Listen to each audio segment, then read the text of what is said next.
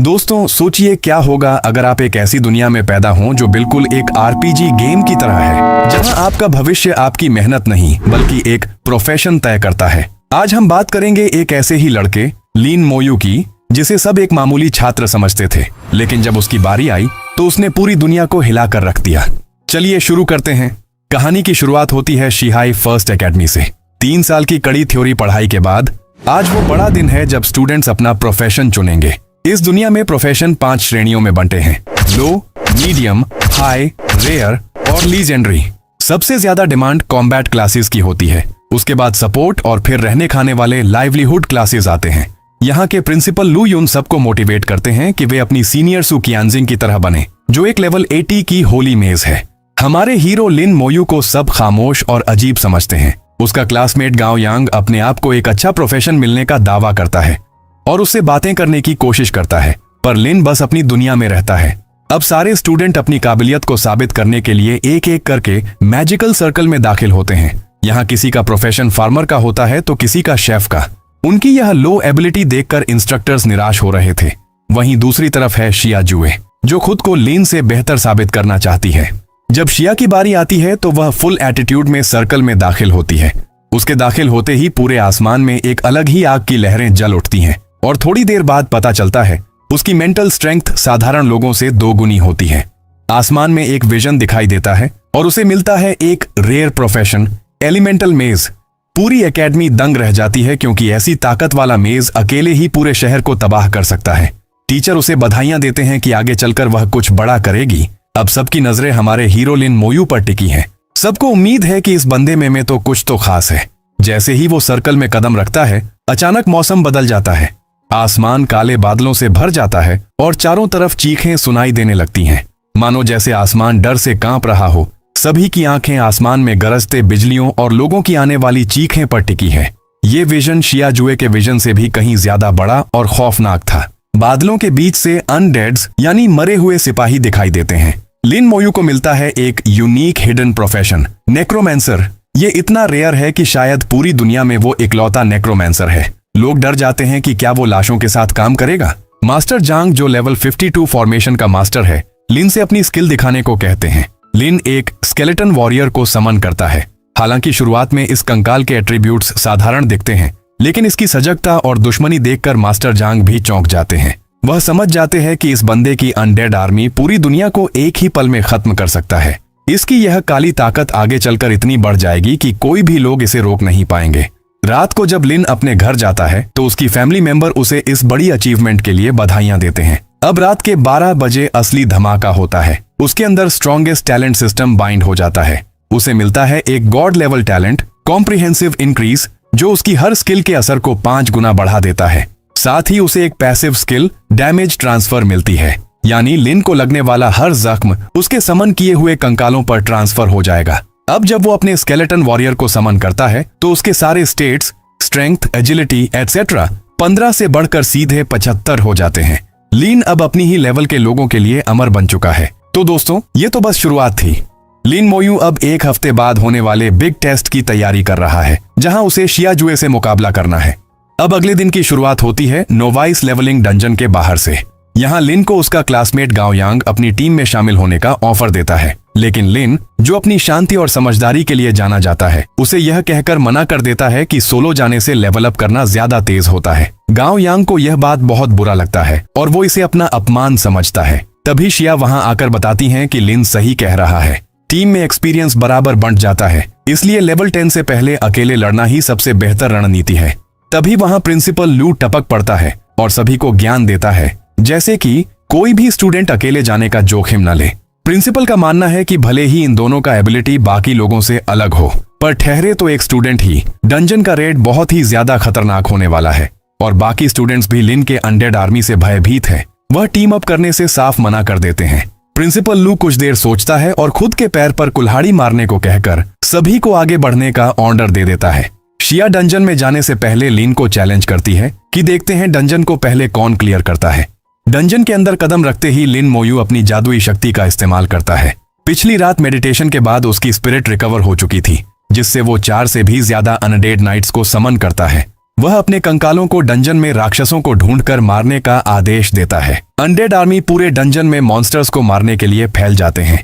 प्रत्येक big years rabbit को मारने पर उसे 10 एक्सपी मिलता है, जिससे उसका एक्सपीरियंस 1% बढ़ जाता है। महज आधे घंटे में लिन लेवल 2 पर पहुंच जाता है। लेवल 2 पर आते ही उसके stats strength, agility, spirit, physique बढ़कर 20 हो जाते हैं। अब वो लेवल 2 के ब्लैक आयरन स्केलेटन वॉरियर्स को समन करता है, जिनके व्यक्तिगत स्टेट्स 125 तक पहुंच चुके हैं। लीन अपनी सोल ब्लेज स्किल का परीक्षण करता है, जो उसके टैलेंट की वजह से 5 गुना ज्यादा ताकतवर है। यह स्किल आत्मा पर सीधा हमला करती है और किसी भी प्रकार के शारीरिक या जादुई बचाव को नजरअंदाज कर देती है। लीन की लेवलिंग की रफ्तार इतनी तेज है कि 4 घंटों के भीतर ही वो लेवल 4 पर पहुंच जाता है। बाहर खड़े प्रिंसिपल लू और शिया जुए के पिता शिया डोंगयांग हैरान हैं। प्रिंसिपल लू बताते हैं कि पिछली जीनियस छात्राएं सुकियांजिंग और लिन की बहन लिन मोहन डंजन से निकलते समय लेवल 5 पर थीं, लेकिन लिन तो कुछ और ही इतिहास रचने वाला था। डंजन के सबसे गहरे हिस्से में लीन का सामना लेवल 8 के बुलव हिप ट्रीज से होता है। ये पेड़ किसी भी पास से गुजरने वाले जीव पर हमला कर देते हैं। लीन के कंकाल वॉरियर्स, जिनके स्टेट्स अब 275 हैं, इन पेड़ों को 4 वॉर में ही खत्म कर देते हैं। लीन पूरे डंजन के सभी लेवल 8 राक्षसों को मार गिराता है। वह निर्धारित 12 घंटों के बजाय सिर्फ 10 घंटों में ही बाहर आ जाता है और उसका लेवल अब 7 हो चुका है। प्रिंसिपल लू हैरान रह जाते हैं जब वो देखते हैं कि लिन लेवल 7 पर पहुंच गया है। लिन ने न केवल सारे लेवल 8 के राक्षसों को खत्म कर दिया, बल्कि डंजियन को पूरी तरह क्लियर कर दिया। वहीं दूसरी तरफ होनहार स्याजुए लेवल 5 पर ही पहुंच पाई। लिन की इस रफ्तार ने साबित कर दिया कि उसका नेक्रोमैंसर प्रोफेशन किसी भी लेजेंडरी क्लास से कम नहीं है। थोड़ी देर बाद सिया डंजन से बाहर आती है। उसके चेहरे में एक अलग ही मुस्कान थी, और वह मुस्कान होती भी क्यों नहीं, क्योंकि उसे लग रहा था कि वह पहली बंदी है जिसने सबसे पहले डंजन को क्लियर किया। लेकिन थोड़ी देर बाद उसके चेहरे से मुस्कान हैरानी में बदल जाती है जब उसकी नजर लीन पर पड़ती है, जो पहले ही डंजन से बाहर आकर आराम से बैठा हुआ था। आगे वह कुछ सोचती, तभी पीछे से उसके पिता आवाज लगाते हैं। श्या गाड़ी में बैठकर अपनी पूरी भड़ास निकाल रही होती है, जैसे मैं उस लड़के को कभी नहीं छोड़ूंगी, एक दिन मैं बता दूंगी कि मैं हूं कौन। पर थोड़ी देर बाद उसकी गुस्सा हैरानी में बदल जाती है जब उसे पता चलता है कि उसने डंजन में लेवल 8 के सभी मॉन्स्टर्स को मार डाला है। इधर गांव लीन के पैर पकड़े हुए गिड़गिड़ा रहा होता है ताकि लीन उसको अपनी टीम में ले ले, लेकिन लिन हाँ कहकर बातों को टाल देता है। अब अगले दिन गांव का मुंह लटका होता है, क्योंकि लिन ने उसे बेवकूफ बनाकर अकेले ही वह शहर के बाहर शिहाई सबर्बिया के लिए निकल पड़ा। वहां जाने पर उसे एहसास होता है कि शहर के बाहर की दुनिया कितनी खौफनाक है, जहां हवा में खून की महक है। शहर के एंट्रेंस गेट के पास एक बॉडीगार्ड लिन को रोक लेता है और उसे अपना आइडेंटिटी कार्ड दिखाने को कहता है। थोड़ी देर बाद उसे शहर से बाहर जाने की इजाजत मिल जाती है। यहाँ लिन का सामना लेवल 10 के गोब्लिन पेट्रोल से होता है, जिसका शिकार लिन के अनडेड आर्मी करते हैं और खुद भी लेवल 10 तक पहुंच जाता है। लेवल 10 पर उसकी स्पिरिट 300 तक पहुंच जाती है। उसका टैलेंट और भी विकसित होता है और उसके कंकाल वॉरियर्स अब ब्रॉन्ज स्केलेटन वॉरियर में बदल जाते हैं। इन ब्रॉन्ज वॉरियर्स के स्टेट्स अब अविश्वसनीय 55 हो चुके हैं और इनके पास रेज शॉट जैसी एक्टिव स्किल भी है, जो दुश्मन को 200% डैमेज देती है। कहानी के अंत में लिन मोयू पर एक अज्ञात हमला होता है, लेकिन उसकी डैमेज ट्रांसफर पैसिव स्किल की वजह से उसे चोट नहीं लगती और सारा नुकसान उसके कंकालों पर चला जाता है। लिन को समझ आ जाता है कि हमलावर कोई असैसिन या आर्चर हो सकता है। तभी अचानक उसके बगल से भागते हुए एक पर्सन गुजरता है और उसके पहनावे को देखकर लगता है कि वह एक लड़की है। उस लड़की का पीछा करते हुए 2 आदमी आते हैं, लेकिन उन दोनों को वह लड़की कहीं नहीं दिखती। उनमें से एक आदमी एटीट्यूड के साथ लीन से पूछता है, क्या तुमने किसी को भागते हुए देखा? लीन यहाँ तिरछी नजरों से उन दोनों को देखता है, क्योंकि उनके तीर आकर सीधे उसी को लगे थे। उनमें से एक बंदा अपनी गलती के लिए माफी मांगता है, लेकिन दूसरा भड़क जाता है। पर जैसे ही उसकी नजर अनडेड वॉरियर पर पड़ती है, वह अभी के लिए पीछे हटने में ही अपनी भलाई समझता है। अब रात हो चुकी है। लीन महसूस करता है कि लेवल 10 के बाद आगे बढ़ना पहाड़ चढ़ने जैसा है। जहां पहले उसे कम मेहनत करनी पड़ती थी, अब अगले लेवल तक पहुंचने के लिए उसे करीब 5000 गोब्लिन्स मारने होंगे, क्योंकि एक्सपीरियंस पॉइंट्स बहुत कम मिलने लगे हैं। लीन अपनी बहन के बारे में सोचता है, जो एक लेजेंडरी स्वॉर्ड डांसर है।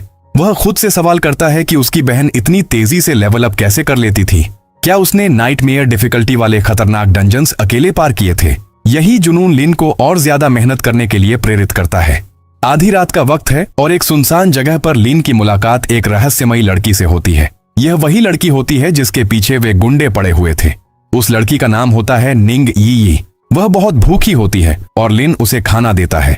वह खाने को इस तरह दबाकर खाती है मानो कई दिनों से भूखी हो। लिसा एक चुलबुली लड़की है जो लिन की खामोशी से परेशान हो जाती है। वह उस पर अपनी एनालिटिक स्किल इस्तेमाल करने की कोशिश करती है, लेकिन हैरान रह जाती है क्योंकि वह फेल हो जाती है। इसकी वजह थी लिन के पास मौजूद ब्लॉकिंग बैज, जो उसकी असली पहचान को छिपाए रखता है। आखिरकार लिन अपनी पहचान बताता है। वह एक लेवल 10 का नेक्रोमेंसर है। बदले में लिसा भी अपनी पहचान जाहिर करती है। वह एक लेवल 19 की शैडो असैसिन है। तभी अचानक लिन के कंकाल योद्धाओं को खतरे का आभास होता है। कुछ लोग उन्हें चारों तरफ से घेर रहे थे। ये वही लोग थे जो कई दिनों से लिसा का पीछा कर रहे थे, क्योंकि उसके पास एक मिड रैंक स्किल स्क्रिप्चर था। हमलावरों की टीम में लेवल 20 से ऊपर के मेज और आर्चर शामिल थे। वे इतने क्रूर थे कि गवाह मिटाने के लिए लिन को भी मारना चाहते थे। लिसा लिन को बचाने के लिए खुद को खतरे में डालती है और उसे भागने के लिए कहती है, लेकिन उसे नहीं पता था कि उसने जिस लड़के को कमजोर समझा है वह असल में मौत का फरिश्ता है। दुश्मन आर्चर अपनी मार्किंग एरो और मेज अपनी इल्यूमिनेशन स्किल का इस्तेमाल करते हैं ताकि लिसा गायब न हो सके। मेज अपने ब्लेजिंग फायर बॉल्स से हमला करता है, जो लेवल 20 की एबिलिटी थी। लेकिन जैसे ही हमला लिन की ओर बढ़ता है, उसके स्केलेटन वॉरियर्स ढाल बनकर सामने आ जाते हैं। मेज और आर्चर के सबसे शक्तिशाली हमले भी इन कंकालों का बाल तक बांका नहीं कर पाते। दुश्मन दंग रह जाते हैं। एक लेवल 10 का नेक्रोमेंसर लेवल 20 के जादूगरों को कैसे रोक रहा है? जवाब था लिन का टैलेंट कॉम्प्रिहेंसिव इंक्रीज लेवल 2। यह उसकी सभी स्किल्स के प्रभाव को 10 गुना बढ़ा देता है। चलिए अब लिन के वर्तमान स्टेटस पर नजर डालते हैं। उसके पास अब 44 ब्रॉन्ज स्केलेटन वॉरियर्स की सेना है। Passive skill damage transfer. उसे होने वाला सारा नुकसान उसके कंकालों पर चला जाता है, जिससे उसे मारना लगभग नामुमकिन हो जाता है। अब लिन इस लड़ाई को और ज्यादा लंबा नहीं खींचना चाहता, इसलिए वह अपनी पूरी अनडेड आर्मी को समन कर देता है। उनकी तादाद देखकर लिसा की आंखें फटी की फटी रह जाती हैं, क्योंकि अभी जो अनडेड वॉरियर्स खत्म हुए थे वे दोबारा जिंदा हो चुके थे। यहाँ लिन शांत खड़ा रहता है और अचानक सबको हमला करने का ऑर्डर दे देता है। देखते ही देखते सारे अनडेड वॉरियर्स दुश्मनों पर टूट पड़ते हैं। दुश्मनों की कोई भी मैजिकल शील्ड उनके हमलों को नहीं रोक पाती। दुश्मन चाहे कोई भी प्रकार का अटैक कर लें, वे उन खूंखार अनडेड वॉरियर्स के सामने टिक नहीं पाते और देखते ही देखते मारे जाते हैं। जो एक दुश्मन बच जाता है वह डर के मारे भागने लगता है, लेकिन लिन के अनडेड वॉरियर्स में मानो कोई अलग ही भूत सवार था।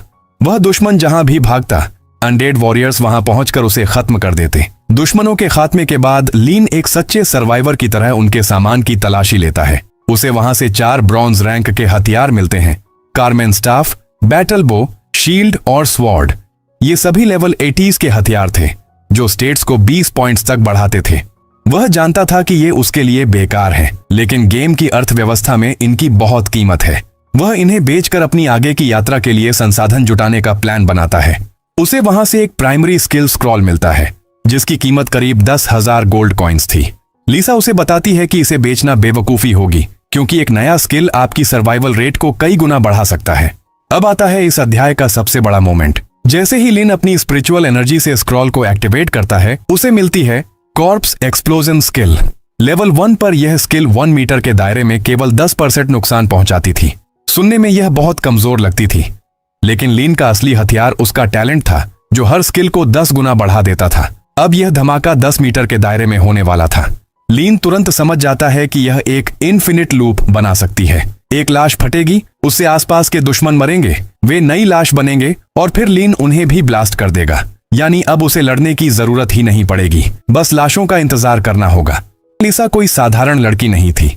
लिन को बचाने के बदले में वह उसे एक इंटरमीडिएट स्किल स्क्रॉल दे देती है, जिसकी कीमत लगभग 10 लाख गोल्ड कॉइन्स थी। यह स्क्रॉल लेवल 40 से 70 के बीच के लेजेंडरी स्किल्स अनलॉक कर सकता था। वह यह भी बताती है कि उसके पास एक ऐसा इमरजेंसी टेलीपोर्टेशन फीचर है जो मरते वक्त उसे बचा सकता है। इससे साफ पता चलता है कि वह किसी बहुत बड़े और अमीर खानदान से ताल्लुक रखती है।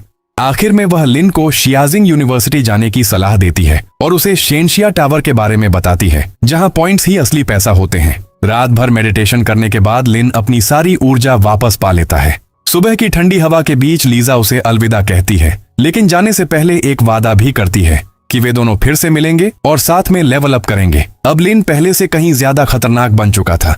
उसके पास ऐसी स्किल्स की किट थी जो अकेले ही पूरी आर्मी को मिनटों में खत्म कर सकती थी। दूसरी तरफ शिहाई माइन के प्रवेश द्वार पर भारी भीड़ जमा थी। कोई हीलर ढूंढ रहा था तो कोई टैंक। कई टीमें मिलकर नाइटमेयर डिफिकल्टी के लिए 5 लोगों की पार्टी बना रही थी। तभी वहां लिन पहुंचता है। एक एलीट टीम तुरंत उसे अपनी पार्टी में शामिल होने का ऑफर देती है, लेकिन लिन हमेशा की तरह अकेले लड़ना पसंद करता है। वह शांत आवाज में सिर्फ इतना कहता है, नो थैंक्स। उसके बाद वह बिना किसी डर के अकेले ही नाइटमेयर डिफिकल्टी चुनकर डंजन के अंदर चला जाता है। भीड़ में खड़े लोग उसे देखकर हैरान रह जाते हैं। कुछ लोगों को लगता है कि वह अंदर जाकर मर जाएगा, जबकि कुछ सोचते हैं कि वह डरकर वापस भाग आएगा। लेकिन उन्हें क्या पता था कि लिन के पास शील्डिंग बैज है, जो उसकी असली क्लास और लेवल को पूरी तरह छिपाए हुए है। डंजन के अंदर कदम रखते ही उसका सामना गॉब्लिन माइन गार्ड से होता है। ये लेवल 14 के एलीट मॉन्स्टर्स थे, जिनकी स्ट्रेंथ और कॉन्स्टिट्यूशन बाहर के सामान्य राक्षसों से कई गुना ज्यादा थी। लेकिन लिन बिल्कुल भी नहीं घबराता। वह तुरंत अपने समन किए हुए ब्रॉन्ज स्केलेटन वॉरियर्स को आगे बढ़ने का आदेश देता है। दर्जनों कंकाल योद्धा तलवारें उठाकर मॉन्स्टर्स पर टूट पड़ते हैं। कुछ ही सेकंड में पहला मॉन्स्टर जमीन पर गिर जाता है। हर एक मॉन्स्टर को मारने पर लिन को हजारों एक्सपीरियंस पॉइंट्स मिलने लगते हैं। देखते ही देखते सिर्फ 5 मिनट के अंदर लिन लेवल 11 तक पहुंच जाता है। अब उसकी सेना और भी बड़ी हो चुकी थी। उसके पास 56 कंकाल योद्धा थे। इसी दौरान लिन को एक और महत्वपूर्ण बात पता चलती है। लेवल 10 के बाद हर लेवल अप पर मिलने वाले एट्रीब्यूट पॉइंट्स 2 गुने हो चुके थे। अब उसकी स्ट्रेंथ और एगिलिटी पहले से कहीं तेजी से बढ़ रही थी। आगे बढ़ते हुए अचानक पूरा डंजन कांपने लगता है। अंधेरे के बीच से एक विशाल मॉन्स्टर बाहर आता है, माइन वुल्फ किंग। यह एक एलीट लीडर था। लीन बिना समय गंवाए हमला करने का आदेश देता है। उसके सभी अनडेड वॉरियर्स एक साथ वुल्फ किंग पर टूट पड़ते हैं। चारों तरफ तलवारों की आवाज गूंजने लगती है। वुल्फ किंग बुरी तरह घायल हो जाता है, लेकिन तभी वह जोर से दहाड़ता है और भागने की कोशिश करता है। अगले ही पल 100 से ज्यादा माइनिंग वुल्फ्स अंधेरे से निकलकर लीन की तरफ दौड़ पड़ते हैं। लेकिन लिन के चेहरे पर डर की जगह हल्की मुस्कान आ जाती है। वह अपनी दिव्य स्किल इस्तेमाल करता है, कॉर्प्स एक्सप्लोजन।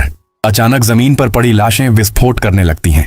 एक के बाद एक भयंकर धमाके पूरे डंजन को हिला देते हैं। उसकी टैलेंट क्षमता की वजह से विस्फोट इतना शक्तिशाली हो चुका था कि लेवल 14 के वुल्फ्स भी पल भर में राख बन जाते हैं। कुछ ही सेकंड में पूरा मैदान साफ हो जाता है। अनडेड वॉरियर्स के खतरनाक हमलों से वुल्फ किंग भी आखिरकार गिर जाता है और उसे मारते ही लिन को 15,000 एक्सपी मिलते हैं। लिन समझ जाता है कि अकेले डंजन क्लियर करना सबसे तेज तरीका है ताकत हासिल करने का। उसने सिर्फ 1 घंटे के अंदर पूरा 1 लेवल बढ़ा लिया था। अब वह डंजन के और गहरे हिस्से में पहुंचता है। वहां उसका सामना होता है अंतिम बॉस से, गॉब्लिन किंग। यह लेवल 16 का भयानक मॉन्स्टर था। उसकी स्ट्रेंथ और कॉन्स्टिट्यूशन लीन के कंकाल योद्धाओं से कहीं ज्यादा थी। बॉस अचानक बेहद तेजी से हमला करता है। हालांकि लिन अपनी डैमेज ट्रांसफर स्किल की वजह से बच जाता है, लेकिन जिस कंकाल पर डैमेज ट्रांसफर होता है उसके शरीर के टुकड़े टुकड़े हो जाते हैं। यहां तक कि उस हमले की ताकत से आसपास के 2 और कंकाल भी नष्ट हो जाते हैं। यह देखकर लिन समझ जाता है कि उसका खुद का डिफेंस अभी बहुत कमजोर है। अगर भविष्य में उसे और शक्तिशाली दुश्मनों से लड़ना है तो उसे अपनी कॉन्स्टिट्यूशन बढ़ानी ही होगी। इधर गॉब्लिन किंग लगातार गुस्से में हमला करता रहता है। वह दौड़ते हुए कंकालों को कुचलना शुरू कर देता है, लेकिन जब उसे एहसास होता है कि इससे भी कुछ नहीं हो रहा, तब वह अपने मुंह से आग निकालकर पूरे इलाके को जलाने लगता है। यह देखकर लिन तुरंत अपने वॉरियर्स को आदेश देता है, मॉन्स्टर की आंखों पर सोल फ्लेम से हमला करो। नीली आग सीधे गॉब्लिन किंग की आंखों में जाकर फटती है। अब मॉन्स्टर को कुछ दिखाई नहीं देता। बस फिर क्या था, लिन की पूरी अनडेड आर्मी उस पर टूट पड़ती है। चारों तरफ तलवारें चलने लगती हैं और कुछ ही पलों में गॉब्लिन किंग जमीन पर गिर जाता है। बॉस मरते ही लिन लेवल 12 पर पहुंच जाता है। इसके बाद उसे ऐसे रिवॉर्ड्स मिलते हैं जिनका सपना हर खिलाड़ी देखता है। पहला था द विजडम रोब। यह एक ब्रॉन्ज लेवल इक्विपमेंट था जो स्किल्स का कूलडाउन कम करता था और साथ ही स्पिरिट ऑफ फिजिक बढ़ाता था। दूसरा आइटम था द गॉब्लिन किंग स्कोर। यह इस पूरे डंजन का सबसे दुर्लभ आइटम था। इसकी कीमत बाजार में कम से कम 30,000 गोल्ड मानी जाती थी। और आखिर में उसे मिलता है द गॉब्लिन किंग्स रिंग। यह ऐसी रिंग थी जिसे लेवल 40 से नीचे की सबसे शक्तिशाली एक्सेसरी माना जाता था। ये सभी एट्रीब्यूट्स बढ़ाने के साथ साथ उसकी हर स्किल का लेवल भी बढ़ा सकती थी। लेकिन असली समस्या अब शुरू होने वाली थी। जैसे ही लिन डंजन से बाहर निकलता है, वह देखता है कि डायनेस्टी गिल्ड ने पूरे प्रवेश द्वार पर कब्जा कर रखा है। गिल्ड का दावा था कि उनका लीडर अंदर एक खास मिशन पूरा कर रहा है, इसलिए कोई भी अंदर नहीं जा सकता। तभी भीड़ में खड़ा एक आम आदमी विरोध करने लगता है, लेकिन अगले ही पल गिल्ड के लोग बिना किसी झिझक के उसे सबके सामने मार डालते हैं। पूरा माहौल खामोश हो जाता है। फिर गिल्ड का एक सदस्य घमंड से लोगों को देखता हुआ कहता है, अगर किसी में हिम्मत है तो बदला लेकर दिखाओ। लिन को पता चलता है कि ये सब गॉब्लिन किंग स्कोर के लिए किया जा रहा है, जो 100 दिनों में केवल एक बार गिरता है। उन्हें नहीं पता कि वो कोर पहले ही लिन की जेब में है। लिन को इन सब से कोई फर्क नहीं पड़ता, उसे बस अपना लेवल बढ़ाना है। वो सीधे गिल्ड के लोगों की तरफ बढ़ता है और एक डेविल रेंज में कहता है, तुम मेरा रास्ता रोक रहे हो। यहाँ सामना होता है लेवल 25 के मेस जाओ जी से। उसे अपनी माना शील्ड पर इतना भरोसा है कि उसे लगता है कि लेवल 12 का एक बच्चा उसे छू भी नहीं पाएगा। लिन का एक ही कंकाल योद्धा जब अपनी रेज स्ट्राइक से हमला करता है तो जाओ जी की शील्ड एक ही वार में टूटने की कगार पर पहुंच जाती है। किसी को भी समझ में नहीं आता कि अभी तुरंत क्या हुआ और यह अनडेड वॉरियर कहां से टपक पड़ा। जाओ जी घबरा जाता है क्योंकि एक मेस की शील्ड उसकी आखिरी उम्मीद होती है। अपनी जान बचाने के लिए वह फायर रिपल्शन रिंग का इस्तेमाल करता है और अपने साथियों को हमला करने का आदेश देता है। जाओ जी अपनी सबसे शक्तिशाली स्किल फायर सर्पेंट डांस का इस्तेमाल करता है। उसे लगता है कि उसने जीत लिया है, लेकिन तभी लिन का असली रूप सामने आता है। वो एक साथ दर्जनों कंकाल योद्धाओं को समन कर देता है। गिल्ड के लोग देखते ही रह जाते हैं क्योंकि कंकालों की संख्या उनसे कहीं ज्यादा हो चुकी है। भीड़ चिल्ला उठती है, यह कोई इंसान नहीं, यह एक मॉन्स्टर है। फिर मौत का खेल वहीं से शुरू होती है जहां डायनेस्टी गिल्ड के लोग अपनी टीम वर्क और अनुभव का दिखावा कर रहे थे। वे चिल्ला रहे थे कि डायनेस्टी गिल्ड अपराजेय है। उनके सपोर्ट्स और हीलर्स अपनी पूरी ताकत से ब्लेसिंग्स दे रहे थे ताकि लिन को रोका जा सके, लेकिन लिन बहुत शांत था। उसने गिल्ड के कुछ लोगों से बस इतना कहा, तुम लोग पीछे हट जाओ। जैसे ही गिल्ड ने हमला किया, लिन ने अपनी जादुई शक्ति सोल फ्लेम का इस्तेमाल किया। देखते ही देखते गिल्ड के सदस्य एक एक करके मरने लगे। हालांकि उनके हीलर्स बहुत अच्छे थे और उन्होंने बचाने की कोशिश की, लेकिन लिन के कंकालों के रेज स्ट्राइक और जादुई हमलों के सामने उनकी फॉर्मेशन ताश के पत्तों की तरह बिखरने लगी। जब गिल्ड के बचे हुए लोग डर कर भागने लगे, तब लिन ने अपनी सबसे घातक स्किल कॉर्प्स एक्सप्लोजन का इस्तेमाल किया। लिन यहाँ एक बहुत बड़ी बात बताता है। उसके खास टैलेंट की वजह से इस धमाके का दायरा तो बढ़ा ही है, साथ ही दुश्मनों को होने वाला नुकसान अब उनके कुल हेल्थ का 100% हो गया है। इसका मतलब साफ था, धमाके की जद में आने वाले किसी भी इंसान का बचना नामुमकिन था, चाहे वो कितना ही मजबूत नाइट क्यों ना हो। एक जबरदस्त धमाका हुआ और मैदान पूरी तरह साफ हो गया। आधे घंटे बाद जब गिल्ड का असली लीडर वहां पहुंचा तो उसे वहां खून का एक कतरा तक नहीं मिला। वहां न तो कोई लाश थी और न ही लड़ाई का कोई निशान। डरा हुआ लीडर तुरंत वहां से निकलने का फैसला करता है क्योंकि वह समझ चुका था कि यहाँ किसी बहुत ही खतरनाक ताकत का साया है। इस नरसंहार के बाद लिन वापस अपने मिशन पर लौट आता है। वह बार बार गॉब्लिन किंग डंजन को क्लियर करने लगता है। उसे वहां से कई कीमती चीजें मिलती हैं, जैसे goblin Kings magic book, long बो और सेप्टर। हालांकि उसे वो कीमती कोर दोबारा नहीं मिलता, लेकिन लगातार मेहनत से वह लेवल 14 पर पहुंच जाता है। अब उसकी कंकाल सेना बढ़कर 76 हो गई थी और उसके व्यक्तिगत एट्रीब्यूट्स 2300 तक पहुंच चुके थे। वह अब पूरी तरह सियाजिंग एकेडमी के एंट्रेंस टेस्ट के लिए तैयार था। अगले दिन लिन की मुलाकात सिया से होती है, जो अभी अभी लेवल 10 पर पहुंची थी। वह लिन को अकेले डंजन से बाहर आते देख दंग रह जाती है। जब उसे पता चलता है कि लिन पहले ही लेवल 14 पर पहुंच चुका है तो उसे अपनी आंखों पर यकीन नहीं होता। सिया, जो खुद एक रेयर एलिमेंटल मेज है, लिन को अपना सबसे बड़ा प्रतिद्वंद्वी मानती है। वह इतनी कॉम्पिटिटिव है कि थकने के बावजूद बार बार डंजन में जाने के लिए टीम ढूंढती रहती है।